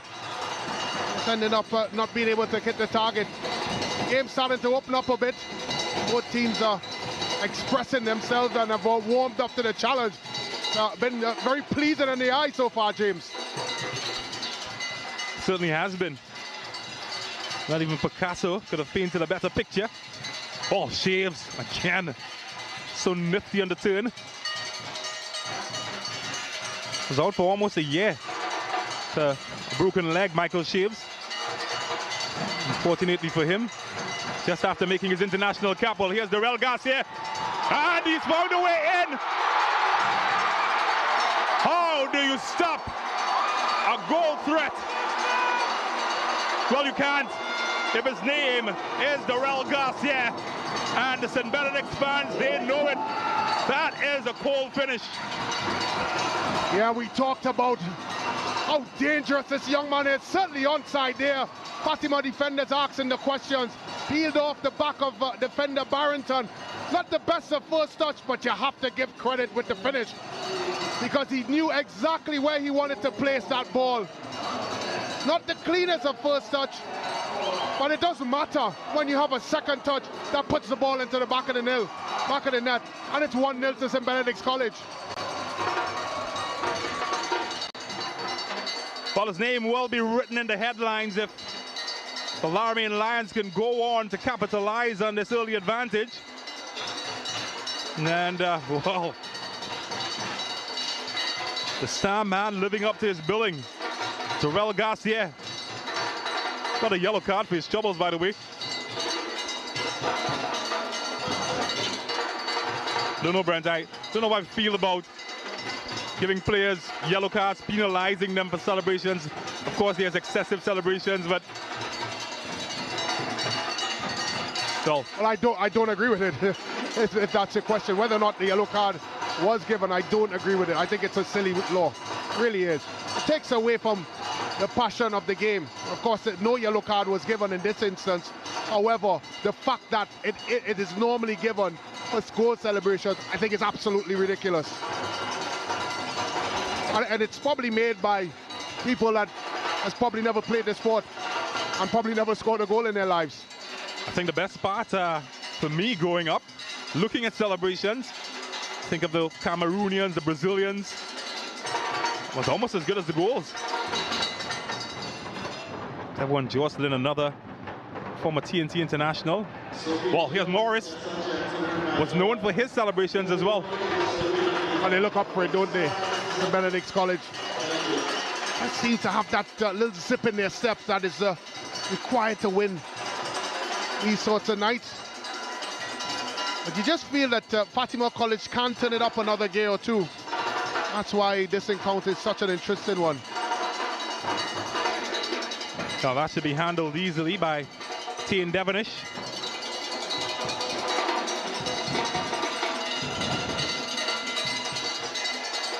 James and Ocho might have handled.